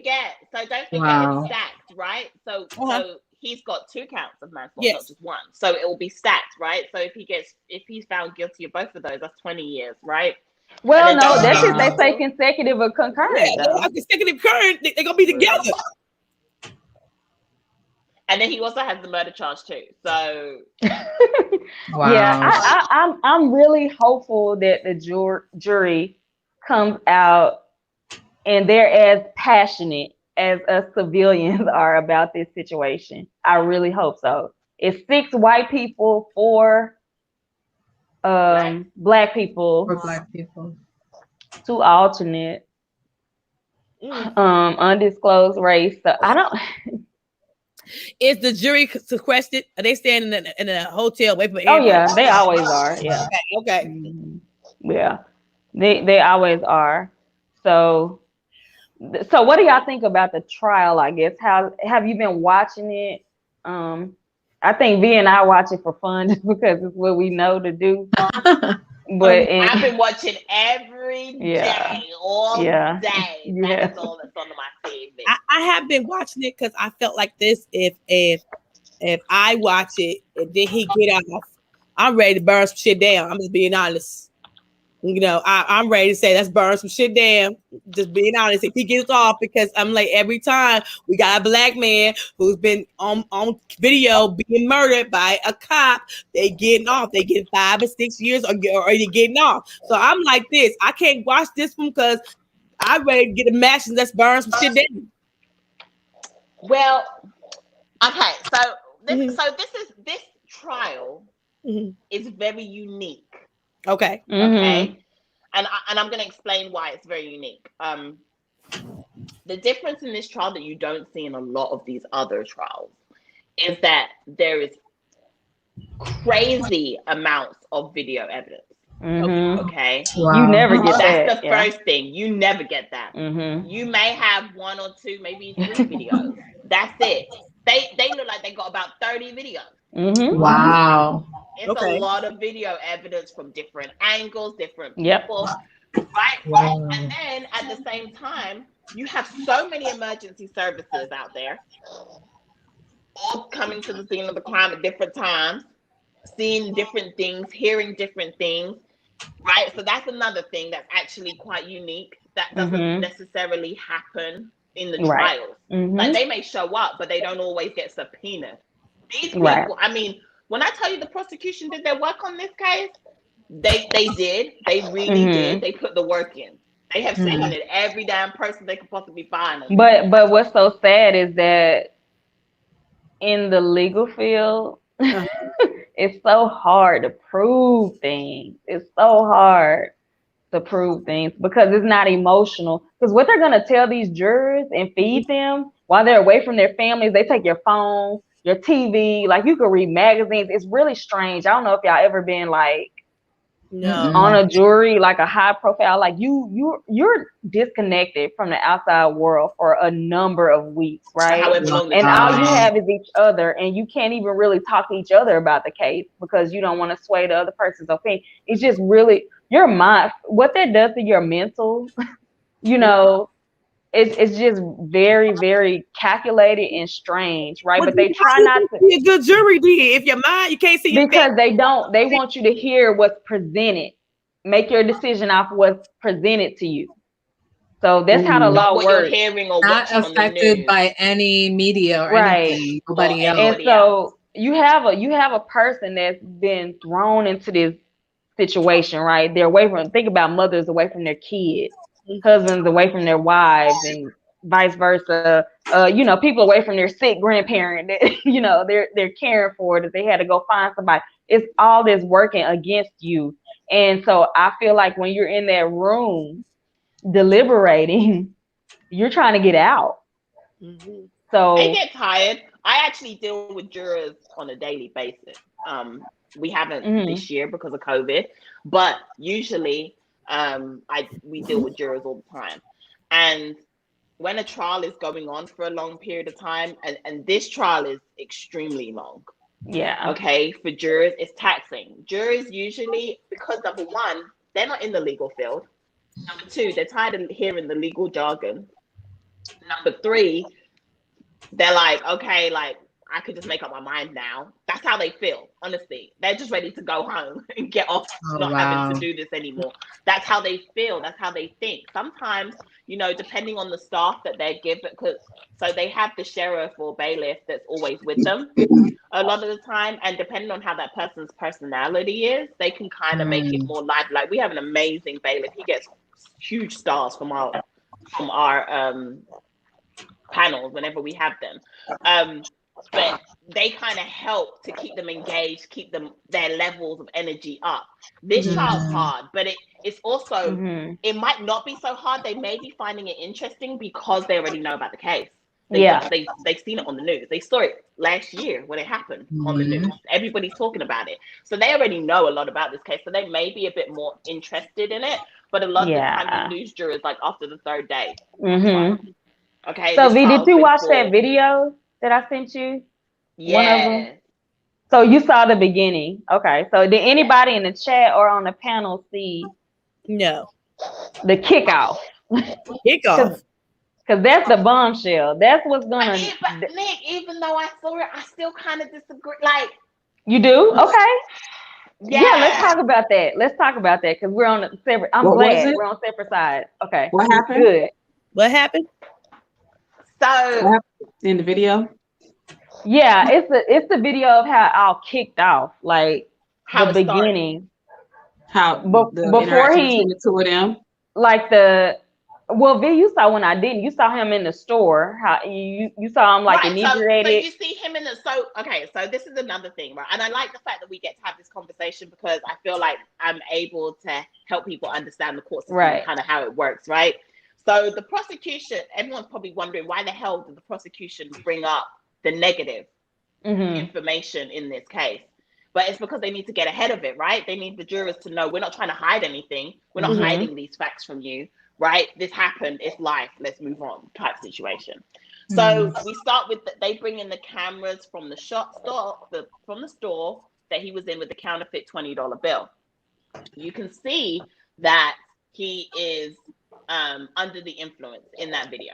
You can see that from in the store. Okay, they have one of the workers that was in the store that actually interacted with him, and he was the one that he tried to give the counterfeit $20 bill to.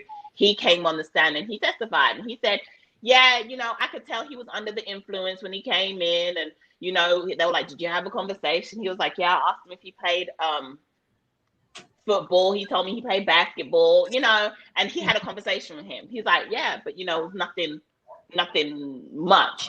But he said, I did see that he was under the influence. You could tell. When you look at the video, you can tell he was under the influence. But I kind of describe him as a gentle giant. He was just kind of smiling, laughing, you know, sometimes people are under the influence, they're in their own little world, you know. He kept walking around and standing for a minute and he was like this, I was like, what the hell is he doing? I was looking at him like, what the hell is he doing? Like, he just in his own world, okay? He leaves the store, he comes back in, he leaves the store, he comes back in. I think he left like twice. And eventually, like, he goes up to try and buy some cigarettes with a counterfeit $20 bill. The guy turns around to his boss and tells his boss that there was a 20, it's fake or whatever. And then and this time, because he had already sent him away, he had already sent George Floyd away because he's like, we can't accept that. That's not a real $20. So George Floyd had already left. The manager tells his employee, go get him and bring him back into the store. Huh? Yes. Because of the money. Manager told him to tell him the manager wants to speak to him, come back into the store. State protocol. What is call the police? How about that? That was so he could stall him to call the police. Oh, okay, I got you. Okay. And this is how the police get called, right? So he goes to his truck, and this is the part that Nick wanted to talk about, right? Okay. So he goes to his truck, and he's sitting outside in the truck with a friend, and he is, in the truck. So what we don't see, but what we also find out, and you guys have probably all heard as well in the news, is that he had, he was found with things in his system. Okay, he did have drugs in his system. It was found in the toxicology report. But what we find out is that he was hiding from when the police were coming up to the vehicle. He took a whole bunch of pills and swallowed them because he's already been in trouble before. I believe he was a felon or something like that. Yeah, he's on parole. Yeah, he was on parole, and he didn't want to get caught. He couldn't get caught with the drug, so he swallows all of those drugs. Yeah. Yeah. Wow. Oh, God. Because he goes back to jail. Like when you're on parole. Yes. Yeah, when you're on parole, you go back to jail. Yeah. Is the coroner say that's a contributing factor to his death? Well, depending on which coroner you're using, because there are two autopsies. Okay. So don't forget the family's autopsy and the coroner's autopsy. Then we got the Shaman had one done, and then the family wanted another one done independently. Right. Okay. We don't know now. We still haven't heard which one is going to get admitted into evidence. We won't know that until the defense, of course, presents their case on which side they're on. But normally they go with the original one. Normally when, this is happening, they go with who they hire because it's the state, at that time. And the state wasn't satisfied. Now, this is the prosecution. This is the people that are on Floyd's side. They weren't satisfied with what happened in the original autopsy. So they did go out to get an independent one. So depending on which one that the jurors that are what's it called, like away from their family, the one that they get to see, more than likely is going to say they have to rule on. Yeah, more than likely it's going to say, if they go with that first one, excited, what they're calling excited delirium, is from ingesting all of those drugs at the same time. And he had some pre-existing medical conditions. They say his heart was enlarged and, all these other things were going on. So they're going to say that because in the video that I sent Vee earlier, he's screaming, "I can't breathe," before they even touch him, before they even interact. So that's why I was kind of like, this is not going to be good, because if you're yelling the same line from the beginning to the end, but he didn't call it as. I think number one, when he was saying that, he probably was saying that because those drugs are releasing into his body at this point, right? So that's number one. But number two, I don't feel like he said it as much as he was saying it when he was by the car. So I think that's a good point. Why? That's a good point. And then after that, and that heifer that came, the girlfriend killed it. They're done. They're done. Girl, but this is what I don't understand. This is what's crazy to me, right? She's trying to turn it around to make it about her. When you watch that video with him in the car, He says that my mama just died. I just buried my mama. He said it in the car. I just buried my mama. I can't go back to jail. I can't do it, man. I can't do it. And then the police officer had a gun right by him, right? And he's like, man, don't shoot me, man, don't shoot me. I've been in this position before, please don't shoot me. And he's like, you can tell, like, George Floyd is just scared at this point. He's petrified. He was not in a position, and that's what I was telling Vee earlier. Like, I feel like officers need to have compassion, for people, because you take this job knowing that you in the hood, you're gonna deal with people on drugs, you're gonna deal with people drunk and just crazy or out of their minds, and you have to have that in you. That has to be in your bones, compassion for humankind. But he said to say all this on camera when he said my mama just died. All of it was on camera because when the police knocked on his door, he knocked on the door with the gun, with the edge of the gun. Yeah, and he had the gun pointing at him. And he kept begging him, "Don't shoot me, man! Don't shoot me!" And he goes, so he gets scared because think about it: if you're a black man, and you got a police at you, you know. And they have their gun out already. There was no reason. And you ingest a bunch of drugs because you don't want to be caught with that. And then your homegirl, old girl in the back, she need to go to jail because she not a good friend. She left. She called her daughter to come pick her up and flee the scene. Oh, wait a minute. So it was a girl? It was 3 people. It was a girl in the back seat and a guy on. The guy was the one that they initially were talking to on the passenger side. And I don't even know how they went over there on Floyd, maybe because he had the bill and they had already identified him through the call. But they started beating on his window, and I really think that exchange is gonna hurt George Floyd's case because of his reaction, because people aren't gonna humanize him. They're putting Floyd on trial, not Chauvin, They're gonna just look at this man was on drugs and acting crazy. Oh my God. But my thing is, Nick, though, still, right? I still don't even think he was acting that crazy. Okay, girl, he was cutting up. No, Nick, he wasn't, and that's what I'm saying. Right? When I watched the video, like, I'm expecting like a lot more, right? You can't resist arrest. You can't refuse the command of a police officer. But when the police officer was talking to him, he was compliant, Nick. At the beginning, the man was compliant. When they told him to get out of the car, he got out the car. Yeah. He was compliant the whole time. That's what I'm saying. Yeah. And so when they go to put him in, but when they go to put him in the car, they said, put your hands on the steering wheel. He puts his hand on the steering wheel. Yeah, first of all, he's like, man, I can't go to jail, man. Take that gun out of my head. I can't do that again. You can't do that with police, though. Please don't. You can't do that. But whilst he's saying that, though, he's got his hands there. Then they said, put your hand on your head. Then he puts his hand on his head, but he's still begging with them. He's begging with them whilst he's compliant. So that's why I'm saying. Right, but you gotta. So when really fighting them like that. But they had to get this man to the car. He's like, I'm not going in. He's being defiant. He's pushing against getting put in the car. No, I ain't going. That's resisting arrest. And on paper, resisting arrest, that's gonna be the first thing. I'm telling you, they're gonna hit him black and white. It's gonna be line for line. Walked over to the car, child. But it's gonna be line for line. Go ahead, Nita. What I don't understand is the whole fact of the officer on his neck and cutting off his circulation. That is not proper police training. They don't train. They don't do that. No. That is a proper technique. They do that. It is. Really? That is. They do that. On your knee on someone's neck in that county, wherever he was in Minneapolis, has been done several times. They're gonna show Chauvin doing it multiple times and nobody died. This is gonna be their defense.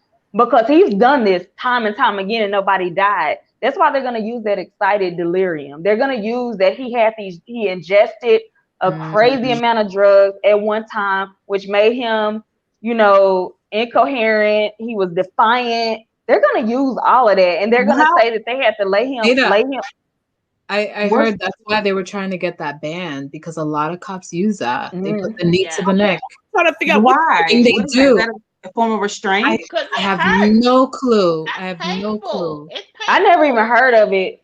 But insane to me. But at the same time, like if you do this job, and y'all, I'm not on their side at all. But I always like to just give another perspective, just because. And I want to let you guys know I stand with the Floyd family right now, and I really hope that they get justice. But when you look at it through a legal perspective, when you see this stuff time and time again, if that was a legal move and that's on the books for that police department, and then you got this man with this, he's ingested a lot of amount of drugs. I think they said enough to kill a horse or something like that.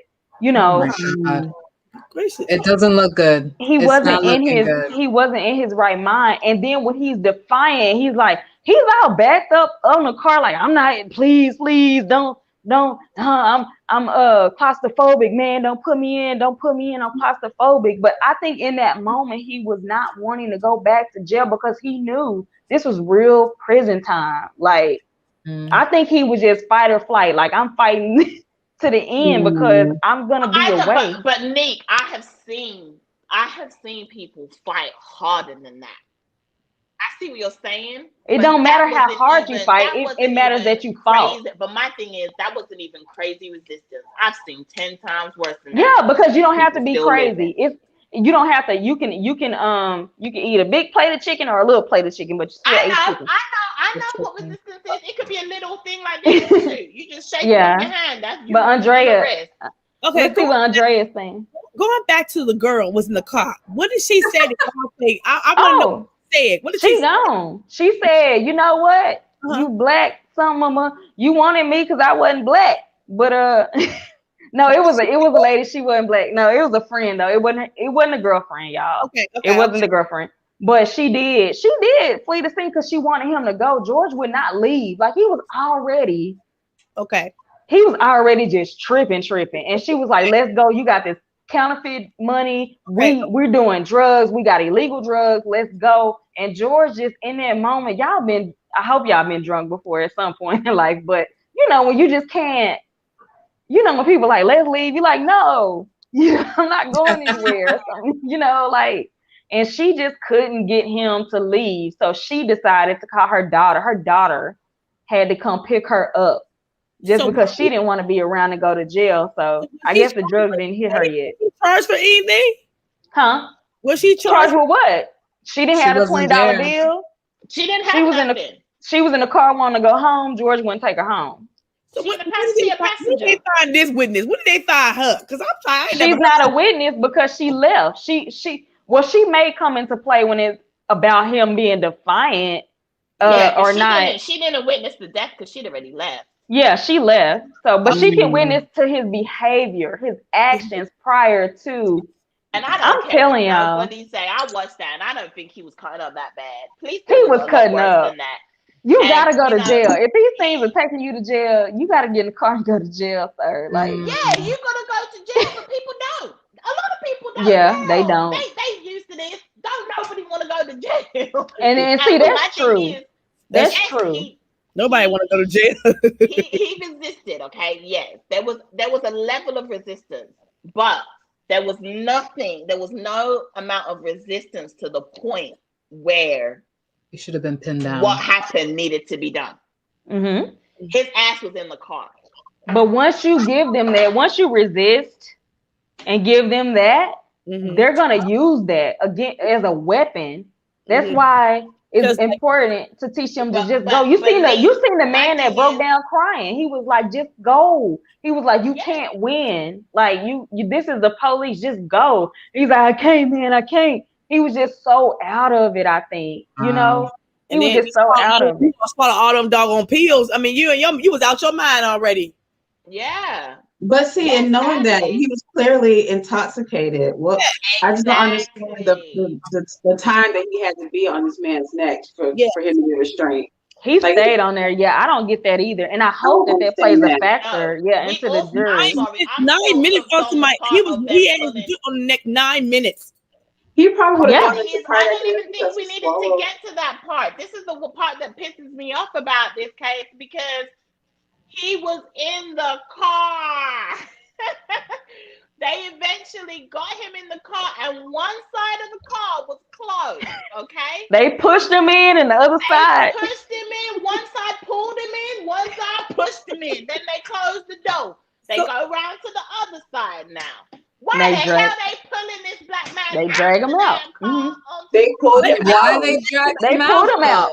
For what? But trying to shove him back in. But he said he wanted to be on the ground. So the police can use. You got to be careful with what you're saying to these people out here when you're in these situations. He said, I need to be on the ground. I can't breathe. I'm claustrophobic. Lay me on the ground. So they laid him on the ground. What he didn't anticipate was someone getting on his neck and on his back, laying on him and pinning him down. But he was flopping like a fish out of water. Okay, so this is the one thing I did see that he really did do wrong, right? When they were pulling him out of the car and his legs were free, he kicked it off. He went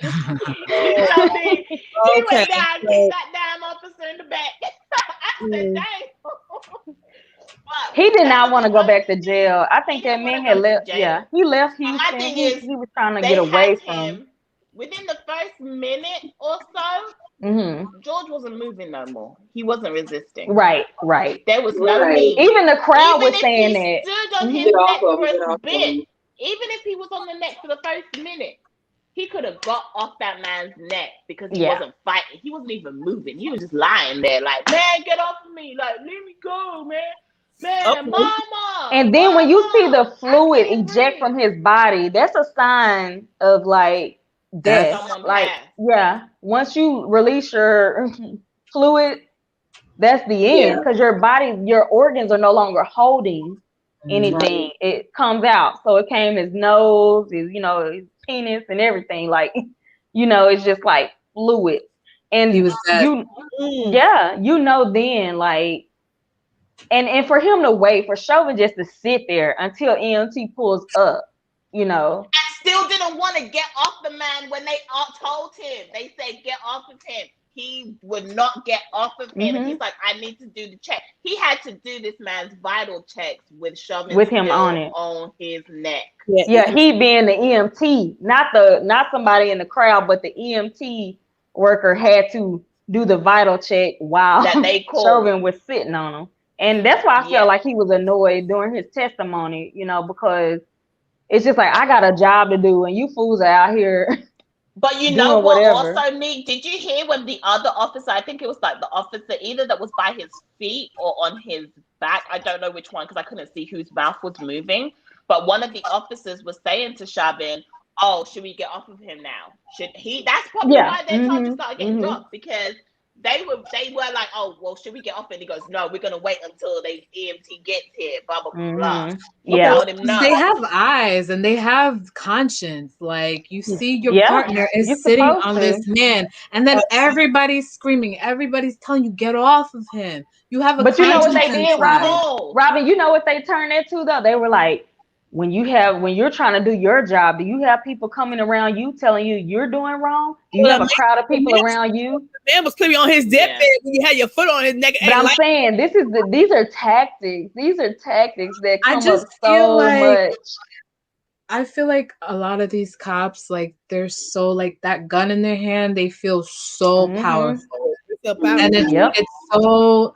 I didn't watch the 8-minute video. I can't watch that.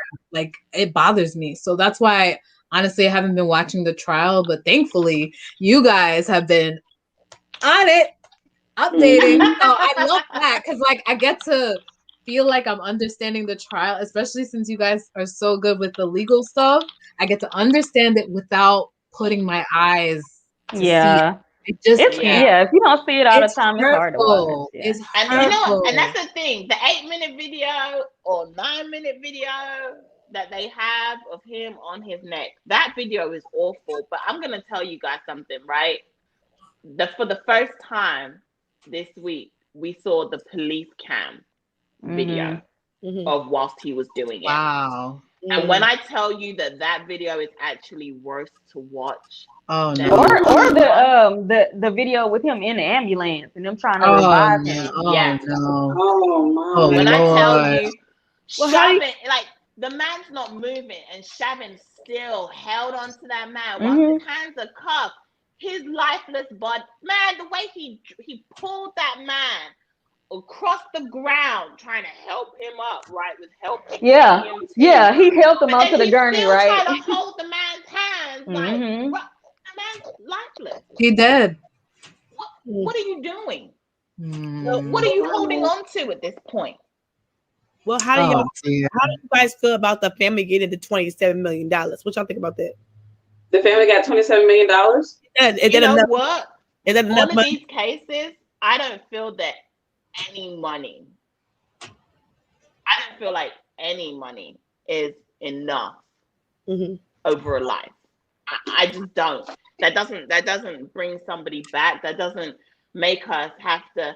This family are reliving something that they lived last year. Okay, that they live on a daily. They will live it forever because it's on the internet now. You can't live it forever. But now, I think that $27 million is enough. But things that they didn't even know is now coming forward too, and hearing people's reactions. I'm telling you, trials are hard work. It's a lot. And for this family to have to be drugged through all of that and just seeing the evidence, seeing different people's perspectives, and just hearing and then you're hearing the negative things that people are saying about someone that passed away that's in your family, right? Because they're always going to bring out the dirt, right? Because they got to try and get the case down. It's just, I don't think any money. The family got paid. The family actually got paid. Yes, they paid them $27 million. And do y'all think that's enough money? It's never enough money.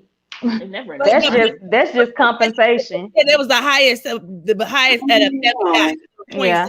There's never enough money, but I'm glad that they can change their lives, and I hope that it gets in the right hands, right? Because when it goes to an estate, depending on who's in charge of the estate, that's a whole nother. Okay, so then my question, because a YouTuber has been running around here, and Tamir's wife's mama said that Benjamin Crump, and I just want to ask the questions because I got a question. See, so is it right that our people, is taking money, and he told Tamir Rice's mama, as an angry black woman, you can't get that kind of money. That's what he told Tamir Rice's mother. An angry black, so she didn't get paid at all? She got paid, but what he said was, you can't get that kind of money because you an angry black woman. Is she supposed to be a contractor? My thing is, do you think our lawyers are hurting us? Because yes, I do too.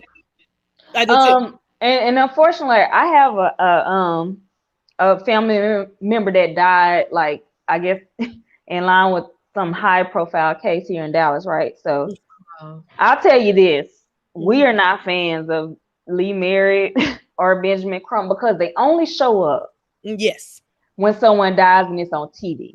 It's media worthy, and they've coined the term like ambulance chasers because they're looking for, but I get it, you got to make money, right? But to see my family member who lost a son, and to see these people find his number, and call him wanting to involve themselves in something, and to see, like my uncle, like, no, this is not what we're doing. These people sat outside his house for 3 days. Like, really? It's just really the way that they reach out to family members is so shady. I think that they just don't take reference to like how someone's feeling in the moment. You know what I mean? And but it's money for them. I get it. Look, I'm about a bag and a coin at the end of the day. So I see what you're doing, but at what expense? Yeah, and I just asked when I heard Tamir Rice's mother say that I was a little like, now Andrea, let's know where the money resides. But look, I'm like this. I'll give me a white lawyer then, because I'm like, if my own kind of gonna say I'm an angry black woman. But he, okay, to his point, he was trying to say, don't show what go on behind closed doors. The kids need to go outside. Use that mentality. Okay. You know, like, this is what we do. On our side is what we do. But when we're here in front of these good white people, we need to act accordingly. You know, and I think that's what he was trying to say, is just like, you got to play the game, you know, and maybe he's trying to get them money. If I can't get you nothing else, I can't get you your kid back, but I can at least change your life financially, where you can own businesses, own your home, do something, send your kids through school. So maybe that's his approach. But I really think they need to stop taking this money. Like, I don't even feel like, I don't know. I don't know what to say, because I'm not in their position, right? Like, if that happened to somebody like right up under me, I wonder what I'd be like. I need that. I need that check. I need to be able not to have to go to work, because you don't want to go have to face these people every day with this on your back, and people just around you. You got to think, you got to change your whole existence, because people want to talk to you about it. They want to see you. They want to know you. You don't know who's a friend, who's a foe. So I feel bad to listen to what she said. It really irks my nerves. And I'm not saying Benjamin Crump could be a good lawyer, but I listen. My daddy always said, "Where there's a smoke, there's a little fire." And I'm just saying, are you just feed off the black folks? Feed that's off exactly what he's doing. Insecurities, feed off the black folks. Because to me, I feel like Tamir Rice should have got more money. I feel the Floyd should got more than $27 million. I say whatever the number the mama won't. How about that? Or the next him or his kids or whatever, the money should be a little higher than what they give it. And I feel like when it comes to Benjamin Crump, he only settling for a certain amount. You know, but I don't think we can say that all of the black attorneys are hurting us. Right. I don't think so. But the ones that are showing up right when something go down, like, how are you there, sir, already? How do you even know? You're not even in my state. Some of them do, but like, sometimes the family contact them. I didn't think about that. Because my uncle was contacting. He don't even know how people got his number. Like, So it just it really just depends. I don't think that we can be too hard on our kind, on the attorneys either. Yeah, I mean, because you do need money. Like I said, you don't need to be you don't need to be in the public eye anymore, because you're too accessible to other people. Don't you think it's a timing that she's gonna come out? I'm just asking some questions. Her son is going for Tamir Rice's mother. She's coming out saying Benjamin Crump said this to her. Why she talking? If he got she's been saying that. Nobody's been paying her attention. See, if you go back, that's the one mama that wasn't having it. Okay. She from the beginning, she didn't want to work with them. She was trying to expose them, but the machine behind them was greater. Okay. And the mothers who have lost their kids were over there with the machine. Okay. So you got one person over here, 15 over there.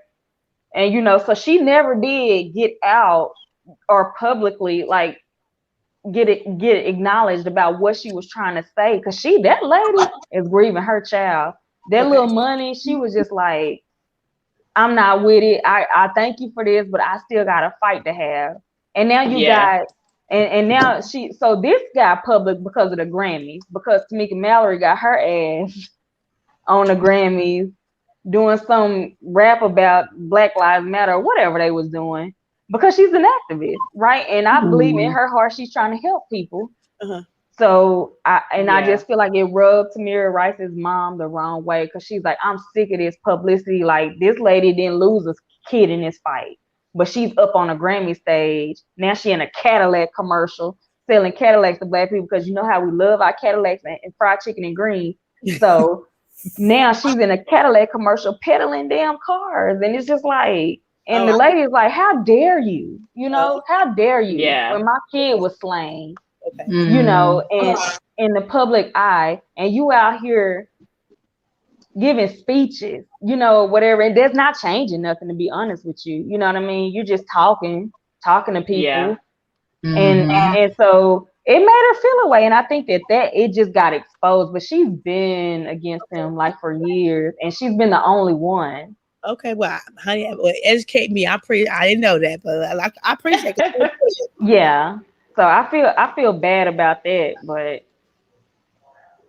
I don't know. But yeah, guys, I don't know. We're living in a crazy, scary. Look how we get over there. We talking about George Floyd. Right. It'd be like that sometimes. In his case. But yeah, I don't know. I mean, his case, there's a lot of interesting facts in it. And they've had some amazing witnesses that you don't usually get either. So that's why I'm like, I don't know. I don't know how this is gonna go. I don't know if he's really gonna be able to walk. Maybe he will. We got to see the rest of the evidence, right? But, wow. So they have a lot of What do y'all have to say? Because y'all know I got heated today earlier about the damn girlfriend. What do y'all have to say about the girlfriend? What about the girlfriend? Well, the girlfriend saying that. Okay, so you remember? Do y'all remember George Floyd calling for his mom when he died? Yes, he called for his mom. Yes. Okay, so they put the girlfriend on the stand and they asked her a series of questions. This is just at the end. So think about 2 minutes of questions, then here go minute 3. Do you guys have pet names? And she's like, yes, we do. And they were like, well, what did George call you? Mama. Oh my God. Really? And they were like, well, did he have a mother already? Yes, she's passed. And what did he call his mom? Mama. But it was different. This time it was different. And I know that call. So he was calling, she's saying that he was calling for her, for him, or for her. How much she get paid for this? Okay, I'm just asking. What you on this? What you on this with stand for? What are you on here for? What's the point of her saying that? Like, what's the point of her even? I don't even think they knew she was gonna say this shit. Yeah, you know what? She's gonna say that, and they're trying to get her to desensitize the jurors. Because obviously that's a big thing, right? That's the big thing. That was a big part of it. Feeling. Right. There's a whole meme, like when George Floyd. It said when George Floyd called out for his mama, every mama in the world heard that calling. I feel like she was like coached to say that because even like, okay, y'all have pet names, but why is that important to the case? You know what I mean? See, that's what we and Vee are trying to understand, because this is a prosecution witness. So this is somebody that like we don't get why she. I'm like, you didn't have to bring that in there. Why you ask her questions? Right. So I feel like she was coached to say that, and they already had a conversation prior to that question. So when that question came up, she had to say, okay, he was calling for me. And like y'all said, that would work if she was a defense witness, but she's a damn prosecution witness saying this. Shouldn't the prosecution know better if he tries? That's what we don't understand. Why did they ask her that if it's the prosecution? Yeah, that's what I'm saying. Why would they even ask her the question of what's the pet name that you guys had with each other? I'm confused about why they asked that. Did the defense ask that? Or defense that asked it? I don't remember who asked it. I don't remember. Because somehow somebody knew about the pet name. Somebody heard something, and that's why the question came out. And they wanted my thing is, Robin, you just put 2 and 2 together, right? Like I said, I watched the video of him in the car in the beginning, and he's talking about his mama and how she passed away. But my thing, that's why I was saying, like, men always say mommy, mama when they're talking to you. Like, it's in rap songs. It's in, like, men have called me that I've dated before, and it's natural. And I'm just like, oh, I don't think anything of it. And for her to resonate with it so hard, when you know that this man is it, when you cry, that mama cry was not for no ass. It's not a girlfriend cry. Yeah, it was for, like Derek said, the woman who gave him life. Like that mama, that was a yelp. That wasn't a mama, or mommy. Like, no, that was like a mama, like help me. Yes. Well, you know what? In a way, like, because when I think about it too, I'm kind of like, oh my God, like she was just awful witness. Why the hell did they even call her? But at the same time, I think they had to call her because they had to get in front of it. If she wasn't their witness, Terrence was definitely gonna go. She would have been someone else's. Yeah. And somebody knew.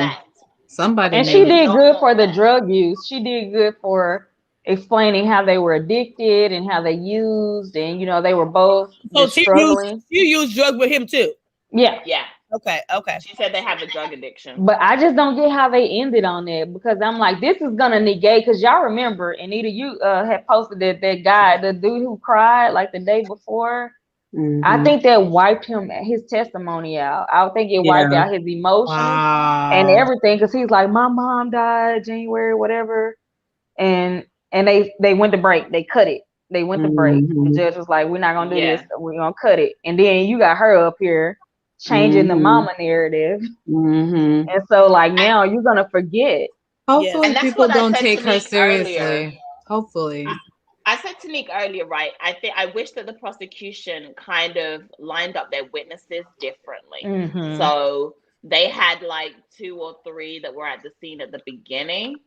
Because the prosecution's case was strong. I'm telling you, it was so strong from the beginning of this trial. It was strong. But then as you go on, right, now we're starting to see it.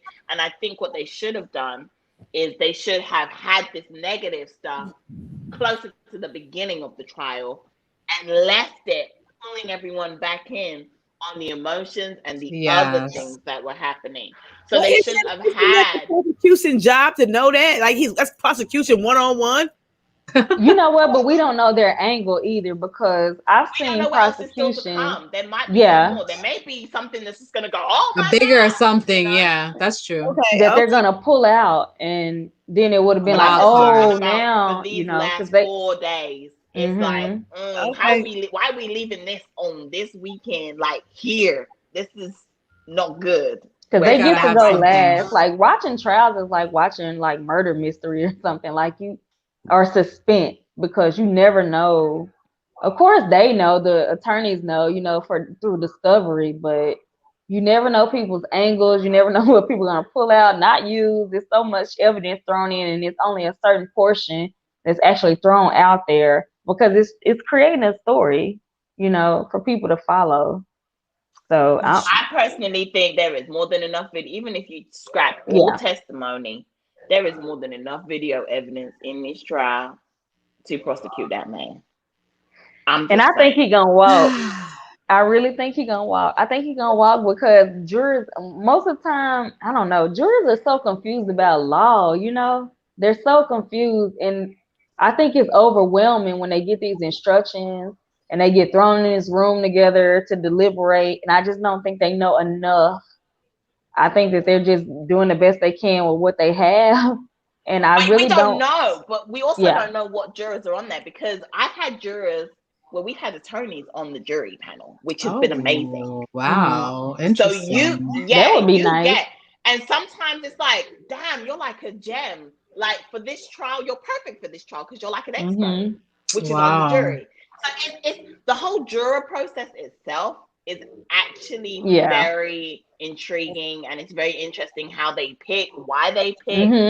They can shuffle jurors. If they have a bad switch at the front, the attorneys can request a shuffle. They can shuffle it if there isn't enough of a good mix or a good variety of people. They will kind of in group, because they can get a shuffle and they can shuffle them around again, and you get to exclude people, you get to keep people, you get to re-question people, to see how they answer certain questions. It's very technical, but the jury process is actually very interesting. And sometimes you find these gems in the jurors and you're like, perfect, we need you. Or we don't need you. Or we don't need you. I don't understand why this case is still like going on. Like you said, they have more than enough video evidence for due process. Like, you know what? Now that I heard all that I heard tonight, I would hate it, but I think he's gonna walk as well. just because. I think he's gonna walk off of technicality. I'm telling you, if they better be ready for when he walks. It better close some cities down. You better put you on lockdown because absolutely. Now, as guilty I think as OJ was, I always go back to that because OJ. Who said OJ was guilty, girl? I share a birthday with him. I ain't telling. but as I guess as guilty as the public thought he was. As guilty as the public thought he was, all these things that set up the stage to say that he was here and there and doing this and that, whatever. I really like the fact that one juror was like, I got tired of the police beating on black people. And this was just my out. I gave him that. I didn't care. And I stood there in that room until they was ready to go. And I got with the other black jurors and we band together because we were tired of police brutality. This was a message. Wow. This was a message. And we stood together. We didn't care about the fact just because they don't care about our lives. So eye for an eye, tooth for a tooth, he's going to walk. And I really hope that we had the same jurors on that we get the same. Yeah. I really hope that they could go that way. Like, no matter how much. We have a good mix. I think we have a good mix. I wish it was 6 black people, 4 white people. I do, but you know, because that, like Derek was saying, that would be his peers. A jury of his peers would be black males that are between the age of 35 and 50. But Nick, if those 4 black jurors, have followed this and feel as strong as majority of the black people here, those jurors are going to be in deliberation. But whose peers? Whose peers does it have to be? Well, they call it peers because it's like you live in, it's basically people in your county. Like you live in my county. Peers of the minority the man on trial, though, right? Yeah, no, but it's really that they live in their. Yeah, it's not. Then it would be 6. It would be 6 white people because he's white, right? Peers are people around you, like just. In the county that you live in. Yeah, it doesn't mean that we're alike. It means that we have the same dwelling. Okay, I get it. So what's going to happen to the money that was sent to the family if Chauvin walks? Oh no, they keep the money. They still keep the money. That's a civil suit. So what was the purpose of giving him money in the first place? That's interesting. That's a civil suit. So everything like this has a civil suit, then they have a criminal suit, and they're separate. Mm-hmm. And the civil suit is just like that wrongful death, like my person should have been here, my dad, my son, my husband should have been here if it weren't for you. And you caused me this distress. Like if they were here, I could go on and do great things, and now they're not here, so you need to compensate me for that. So that's all that. So $27 million goes to his estate. He has a 6-year-old daughter. He has a 20-year-old son, and I think he got 2 kids, 3 kids. But it depends on what his estate is. And now, us black people, us good black people out here in the chat, it's 14 people in the chat, including myself. We do not write up what we want our estate to look like. So he who financially resign that state and dip that money to them kids and the mother of his. But if he ain't got that on paper, it ain't no telling who. It's supposed to be that money. I don't know who said it, but they said white people live a will and black people live a bill. They do. That's my always what it is. It's state law is and they won't get none of that. They got their stuff so airtight. They be calling me the day they die. Where do I cash in at? Who I need to call? I need to get a check. I say, can I get a death certificate or something? Are they dead? Sometimes they don't even be dead and they already calling. Well, they're in the hospice and they're about to go. Right. And I need to know like what we doing here? Where is it going? So, but we don't do none of that. And I can guarantee you, George did not. Because it's just not what we do. He didn't do that because obviously he got a drug problem. We got to change that. But if he didn't do that, isn't that the person who's going to be it goes the next of kin, so it would be the children, but got to think about who the children's parents are. Okay. Yeah. Okay, but she has a 6 or 7-year-old daughter, a 20-year-old son. So if the money will go with them, somebody's gonna be over the mama, so she gonna be messing that money up for the daughter? Because if it's not airtight, where if it goes to the estate and it goes to next of kin, then that next of kin, if it's a 6-year-old girl, the parents are custodians, okay, over the children's finances. And then they're gonna spend it until they're 18 or whatever age it is. I think it's 18 when it's defaulting. 18, it's 18, yeah. But you can if you handle your affairs, you can put it like 25. I've seen people put it to 30 for some kids because they just doing whatever. My kids, we said 30. You want to be bothered when you right. But if you're out here in the street and you happen to die behind a police officer and you get millions and millions of dollars that you never even prepared your children for, right? Baby mama is silent. You see, baby mama ain't on TV nowhere. Okay. I knew she was gonna stop being on TV after that first couple. But that's her child's father. You know what I mean? And she would have been getting child support. So I feel like that's her child support. Yeah. But unfortunately, if you don't pick the right mom, they're governing your child's assets and you better hope it's something left by the time they get 18. Because if you one of these moms, they're putting light bills and cable in your kid name when they're young. Yeah, unique, right?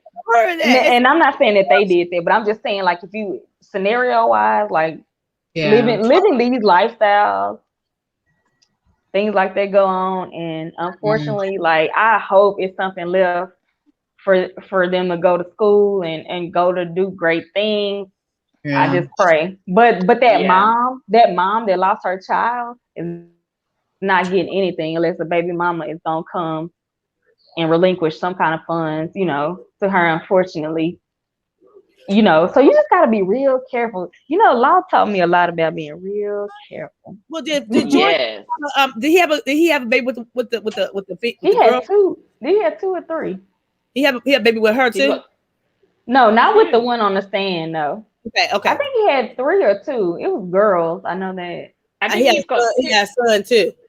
Oh, he did? He has a son. Okay, they're not talking about him in the trial. Yeah, they ain't talking about the son at all. Yeah, they're saying girls. I think the son is like maybe about 20. Oh, he's grown. Okay. He's grown. Oh, that's why he's an adult. Okay.